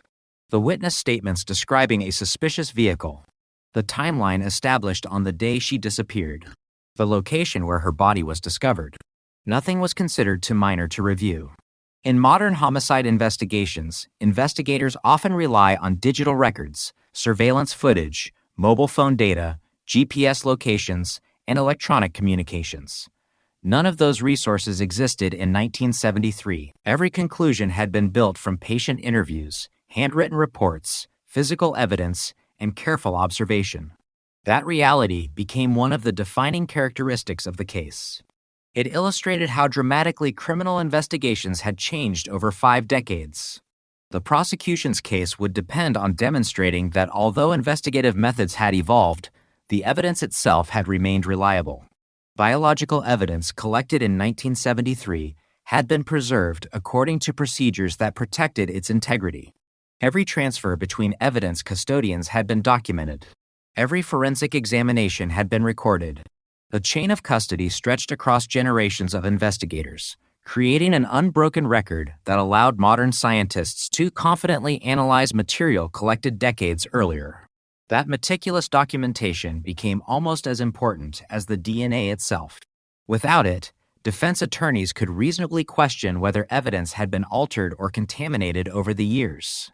Instead, investigators were able to demonstrate extraordinary continuity.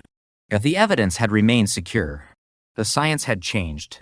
The evidence had not. Meanwhile, news organizations across the country examined another aspect of the investigation that fascinated both law enforcement professionals and the public alike: forensic genetic genealogy.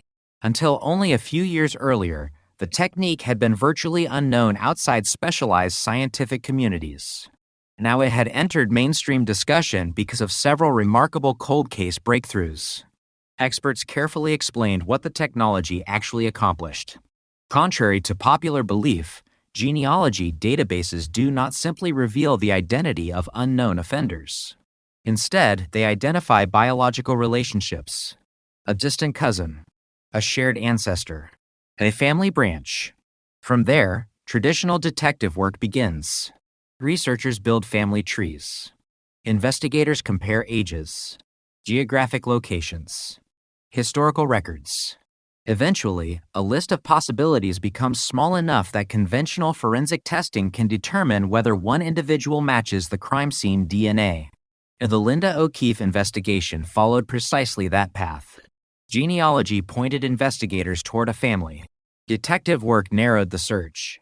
Direct DNA comparison provided the forensic confirmation. Each stage depended upon the others. None alone would have solved the case. The investigation quickly became an important example studied by homicide detectives nationwide. Police agencies responsible for other unsolved murders contacted experts involved in the case, hoping to understand whether similar approaches might finally unlock mysteries within their own jurisdictions. Evidence rooms across America suddenly took on renewed significance. Cases untouched for decades were reopened. Old biological evidence was inventoried. Investigators began asking the same question Orange County detectives had asked years earlier. What if the answer has been waiting here all along? For Linda's family, however, the case remained deeply personal. Public attention focused on scientific breakthroughs and investigative techniques. The family remembered a daughter, a sister, an 11-year-old girl who had left home expecting to return after swim practice. The passage of time had never diminished that loss. Interviews given by family members reflected both gratitude and sorrow. They expressed appreciation for the detectives who refused to abandon the investigation. At the same time, they acknowledged an undeniable truth. Justice delayed for decades can never replace the years that were stolen. Every birthday missed. Every holiday marked by absence. Every family milestone Linda never experienced. No investigation, regardless of its success, could restore those moments. That perspective became one of the most powerful reminders surrounding the case. Cold case investigations matter not because they reverse tragedy. They matter because they affirm that victims are not forgotten, that society continues searching for truth even after headlines disappear. That time does not reduce the value of justice. Within law enforcement circles, another lesson emerged. Evidence preservation saves cases. In 1973, no investigator could have anticipated the development of forensic genetic genealogy. No one could have imagined the computing power that future laboratories would possess. Yet detectives protected biological evidence anyway, not because they knew exactly how it would be used, because they believed future science might reveal something current science could not. That philosophy has since become central to modern cold case investigations. Preserve everything. Document everything. Never assume today's limitations will remain tomorrow's. As legal proceedings move forward, experts prepared to explain complex scientific concepts in language understandable to jurors. DNA analysis often appears intimidating because of its technical vocabulary. Genetic markers. Alleles.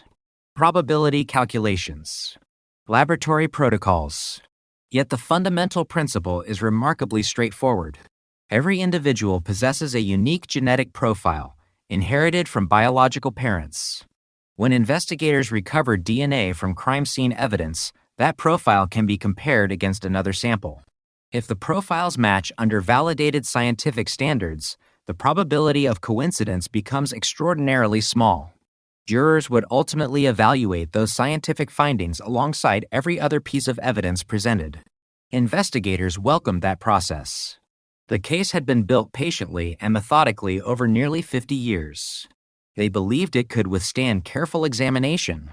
As the story spread internationally, commentators observed how dramatically the relationship between science and criminal justice had evolved. In 1973, investigators depended primarily upon eyewitnesses. Today, microscopic biological traces can identify offenders decades after a crime occurred. Future generations will almost certainly develop investigative methods that appear equally unimaginable today. The Linda O'Keefe investigation therefore represented more than one solved homicide. It demonstrated the continuing evolution of forensic science itself. The case also carried a message for families still waiting for answers in other unsolved investigations. Many contacted law enforcement agencies after hearing about Linda's case. Some asked whether preserved evidence from their loved one's investigation might also benefit from modern DNA analysis. Others simply found hope, not certainty. Hope. Hope that unanswered questions need not remain unanswered forever. For detectives, perhaps the most meaningful outcome extended beyond any single arrest. The investigation reaffirmed a professional commitment shared across homicide units everywhere. No case is forgotten simply because it becomes old.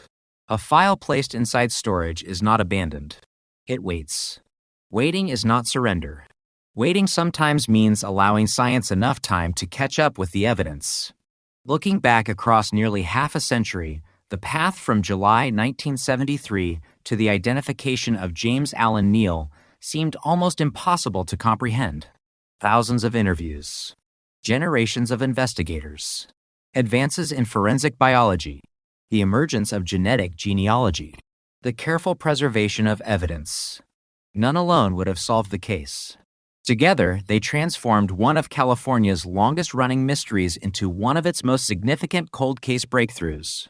The story of Linda O'Keefe ultimately became more than a story about a crime. It became a story about persistence.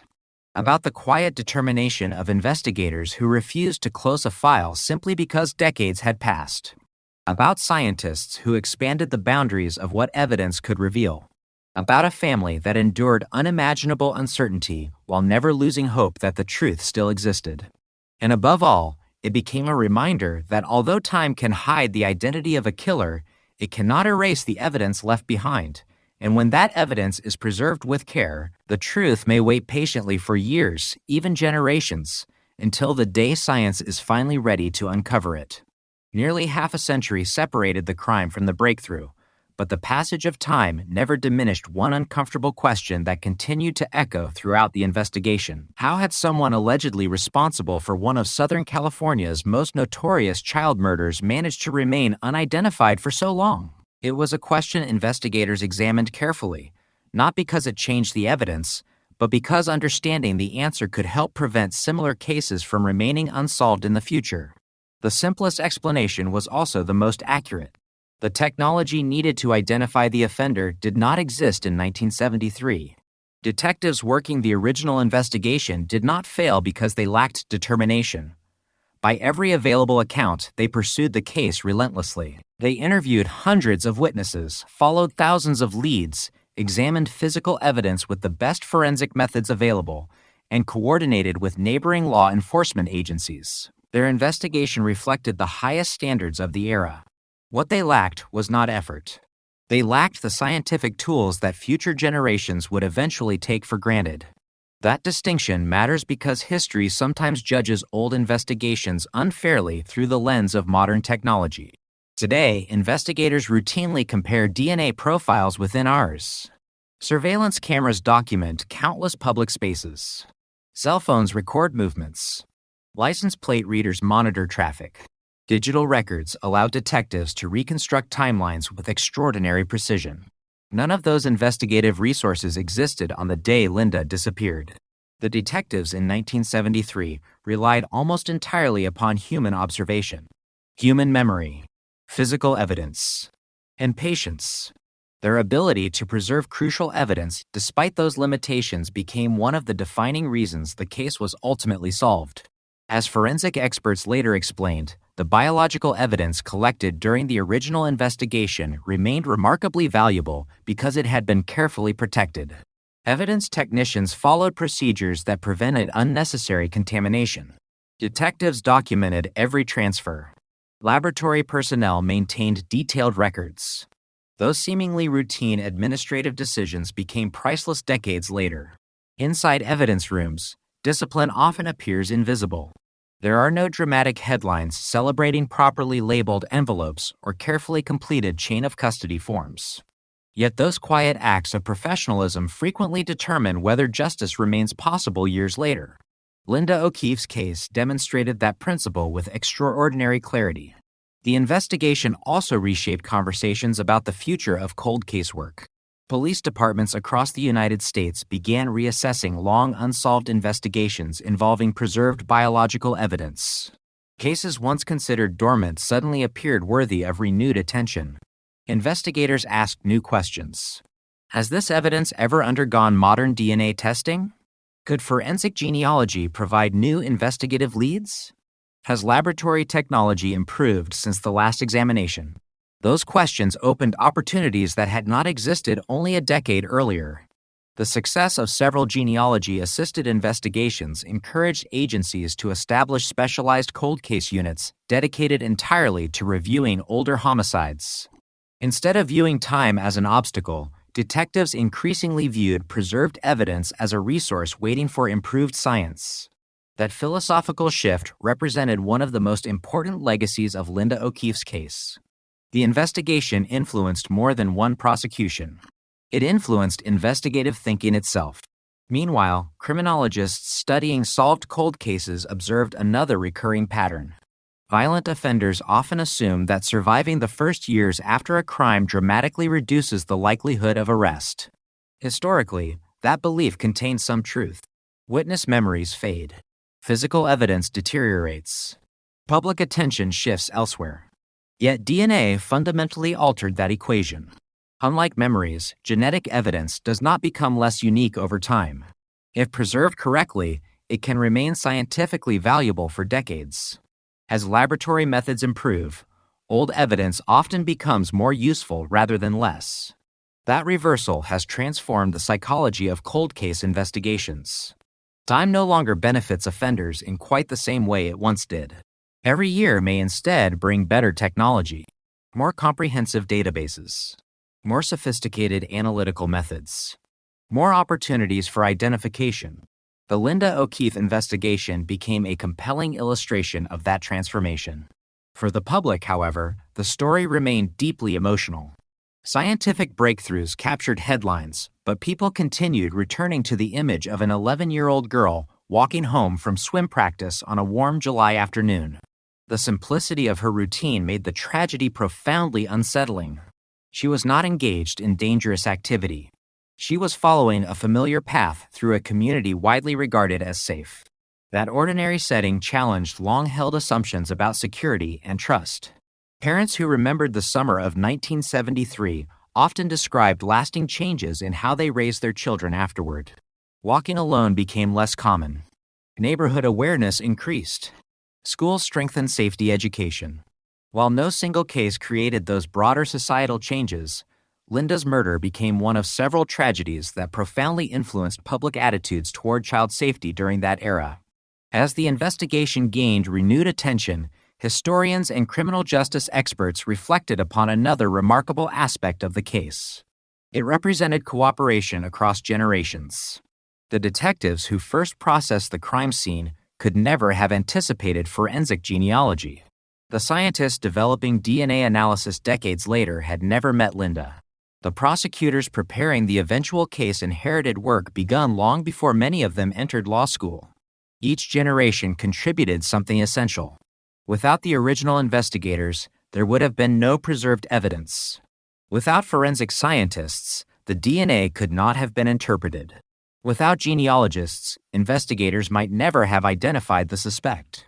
Without modern detectives, those scientific discoveries could never have been transformed into a criminal investigation. Justice emerged not from one extraordinary individual, but from decades of collective persistence. That realization resonated deeply within law enforcement. Cold case work often receives less public attention than active investigations. It unfolds quietly, patiently, without immediate results. Yet cases like Linda's demonstrate why that work remains indispensable. Every preserved file represents unfinished responsibility. Every evidence box contains unanswered questions. Some may never be solved. Others may simply be waiting for tomorrow's technology. Educational institutions also began referencing the investigation when teaching forensic science and criminal investigation. Students examined how evolving laboratory methods changed investigative possibilities. Legal scholars explored the evidentiary standards surrounding forensic genealogy. Ethicists discussed privacy considerations associated with genealogical databases. The case therefore extended beyond criminal justice into broader conversations about science, technology, and society. Its influence reached classrooms as well as courtrooms. For Linda's family, however, those broader discussions remained secondary. Their focus never shifted from the young girl whose future ended in 1973. Every public conversation about DNA technology ultimately returned to her memory. Investigators consistently emphasized that point during interviews. The science mattered because it served the victim. The technology mattered because it answered a question left unresolved for decades. Without Linda's story, there would have been no investigation to solve. As months passed following the public announcement, many people found themselves revisiting newspaper archives and television reports from the original investigation. The contrast proved striking. Black and white photographs from 1973 sat beside modern forensic graphics explaining DNA analysis. Hand-drawn investigative maps appeared alongside digital reconstructions. The evolution of criminal investigation unfolded almost visually across half a century. Few cases illustrated that progression so clearly. Looking back, one realization became impossible to ignore. The evidence had never stopped telling the truth. It simply spoke a language investigators could not yet understand. For decades, the biological material collected from the crime scene contained the identity of the person who left it. The information was always there, hidden, silent, waiting. Science eventually learned how to listen. That lesson reached far beyond one investigation. It reminded detectives everywhere that evidence should never be underestimated simply because contemporary technology cannot fully explain it. Today's mystery may become tomorrow's certainty. Today's unanswered question may become tomorrow's scientific demonstration. Linda O'Keefe's case stood as living proof of that principle. It showed that persistence is measured not only in hours worked or interviews conducted, but also in the willingness to preserve hope across generations to protect evidence, maintain records, and believe that someday, even if decades must pass, the truth hidden inside the smallest fragment of biological evidence can finally emerge into the light, carrying with it the answers that an entire community has waited nearly 50 years to hear. When investigators looked back over the Linda O'Keefe case after the DNA breakthrough, one fact stood above every other. The investigation had never truly stopped. Public attention had faded. Headlines had disappeared. Detectives had retired. But somewhere inside evidence lockers, laboratory files, and carefully archived reports, The search for Linda's killer had continued without interruption. The case had survived because countless people, many of whom never met one another, believed that unanswered questions deserved another chance. Cold cases are often misunderstood. From the outside, they appear frozen in time. In reality, they evolve. Each scientific discovery changes the questions investigators are able to ask. Each technological advancement allows evidence to be examined from a new perspective. The Linda O'Keefe investigation demonstrated this evolution better than almost any case in California. In 1973, detectives asked witnesses what they had seen. By the 1990s, they asked laboratories what DNA could reveal. By the 2010s, they asked whether genealogy could identify relatives of an unknown offender. The evidence remained the same. Only the questions changed. That transformation became one of the defining lessons of the investigation. During interviews following the case's breakthrough, experienced detectives often reflected on the importance of persistence rather than luck. People sometimes described the DNA match as a miracle. Investigators viewed it differently. Science did not accidentally solve the case. The breakthrough became possible because evidence had been collected properly, preserved carefully, documented consistently, and re-examined whenever technology advanced. Luck may create opportunities. Professionalism determines whether those opportunities can be used. The original investigators could not know DNA would someday identify the offender. They simply understood that evidence should never be discarded if there remained even the smallest possibility it might matter in the future.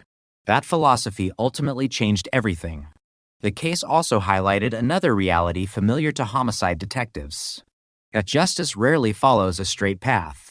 For decades, investigators pursued countless leads that ultimately proved unrelated. Witnesses sincerely believed they had important information. Anonymous callers accused innocent people. Potential suspects were investigated and eliminated. Each dead end consumed valuable time and resources. From today's perspective, those efforts might appear unsuccessful. They were not. Every eliminated suspect narrowed the investigation.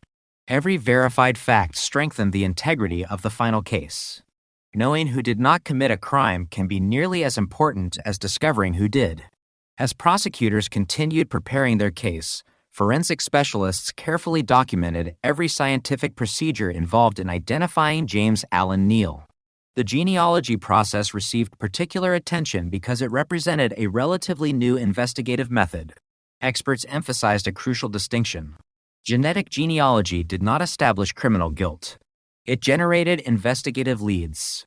The legal evidence came from the direct DNA comparison between Neal's sample and the biological evidence preserved from the crime scene.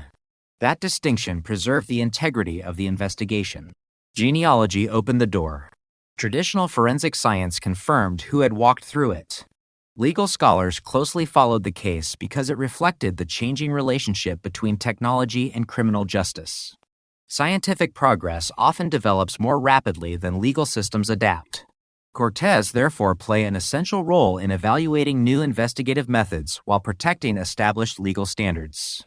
The Linda O'Keefe investigation became part of that broader conversation. And not because it abandoned traditional principles, because it demonstrated how new technology could operate within them. Evidence still required authentication. Scientific procedures still required validation. Suspects still retained legal rights. The pursuit of justice remained governed by the same constitutional protections that existed long before DNA analysis became possible. For the broader public, however, the investigation carried a far more personal message. Many people remembered exactly where they were when they first learned Linda had disappeared in July 1973. Others were too young to remember the original crime, but followed the breakthrough decades later. Together, both generations witnessed something remarkable. A mystery that had once seemed permanent had finally reached an answer. That realization reshaped public confidence in cold case investigations. Families connected to other unsolved crimes found renewed hope. Organizations supporting victims encouraged law enforcement agencies to review preserved biological evidence. Cold case units across the country experienced increased public interest. The message spreading through the criminal justice community was clear. Age alone should never determine whether a homicide investigation deserves attention. As long as evidence survives, possibility survives. Within Orange County, investigators also reflected on how dramatically their profession had changed over the course of the case. The detectives who first responded in 1973 communicated through radios and paper reports. The detectives solving the case decades later relied upon advanced forensic laboratories, digital databases, and specialized genealogical researchers. Despite those differences, one essential principle had remained unchanged. Listen to the evidence. Avoid assumptions. And follow verified facts wherever they led. Technology may change investigative methods. It cannot replace disciplined detective work. That truth appeared repeatedly throughout the Linda O'Keefe investigation. Every scientific advance required careful interpretation. Every laboratory result required investigative context. Every lead required verification. As science did not eliminate detective work, it expanded what detectives were capable of accomplishing. The investigation also reminded law enforcement agencies of the value of institutional memory. Cold cases often survive because experienced investigators carefully document not only what they know, but how they know it. Yet future detectives inherit far more than evidence. They inherit reasoning, hypotheses, eliminated suspects, investigative strategies, questions that remain unanswered. The Linda O'Keefe file represented nearly 50 years of accumulated professional knowledge. Each detective contributed another chapter. None could complete the story alone. Public discussions surrounding the case frequently returned to Linda herself. It was easy to become fascinated by DNA technology, by genealogy, and by decades of investigative persistence. Yet investigators consistently reminded audiences that the true focus remained an 11-year-old girl whose life ended far too soon. The purpose of every scientific breakthrough was not technological achievement. It was accountability. Every advance in forensic science ultimately serves the same objective: giving victims a voice when they can no longer speak for themselves. As forensic experts lectured at conferences after the breakthrough, Linda's case became a powerful teaching example. Students learned about evidence preservation, crime scene documentation, chain of custody, DNA profiling, genetic genealogy, interagency cooperation. Each component illustrated how solving complex investigations often depends upon cumulative excellence rather than dramatic moments. There was no single instant when the mystery disappeared. Instead, thousands of careful decisions made across decades gradually removed uncertainty until only one conclusion remained consistent with all the evidence. That process reflected the highest ideals of criminal investigation: patience over haste, evidence over speculation, verification over assumption. Looking across nearly 5 decades, the investigation appeared almost impossible in scope. A child disappeared on a quiet summer afternoon. A community searched desperately for answers. Generations of detectives refused to surrender. Scientists transformed the possibilities of forensic analysis. Evidence silently preserved the truth through changing decades. Eventually, those separate threads converged into one investigation capable of answering a question that had haunted Orange County since 1973. The story of Linda O'Keefe therefore became more than a solved homicide. It became a testament to the extraordinary distance that justice can travel when people refuse to abandon it. Years may pass. Technology may change. Entire generations may come and go. But when evidence is preserved with care and pursued with unwavering determination, the truth possesses a remarkable ability to endure, waiting quietly through the passing decades until the day someone finally uncovers the story it has been carrying all along. By the time the Linda O'Keefe investigation became recognized as one of California's most significant cold case breakthroughs, its impact extended far beyond Orange County. What had begun as a heartbreaking child murder in the summer of 1973 had evolved into a landmark example of how perseverance, evidence preservation, and scientific innovation could converge across generations. Yet for the detectives who had carried the case through decades of uncertainty, the greatest lesson was not about technology alone. It was about the responsibility to never allow time to become an excuse for abandoning the search for truth. Cold cases occupy a unique place within criminal investigations. Unlike active cases, they unfold across decades rather than days. The detectives who begin them are rarely the ones who finish them. Each generation inherits unanswered questions from the last. Every transfer of responsibility becomes an act of trust. One investigator believes another, years later, may discover what they could not. The Linda O'Keefe investigation embodied that principle with remarkable clarity. The original detectives processed the crime scene without the benefit of DNA science. The next generation introduced forensic biology. Another embraced computerized investigative systems. Still another applied forensic genetic genealogy. Each advancement depended upon the careful work completed by those who came before. Without that continuity, the investigation would almost certainly have remained unsolved. This realization profoundly influenced homicide investigators across the country.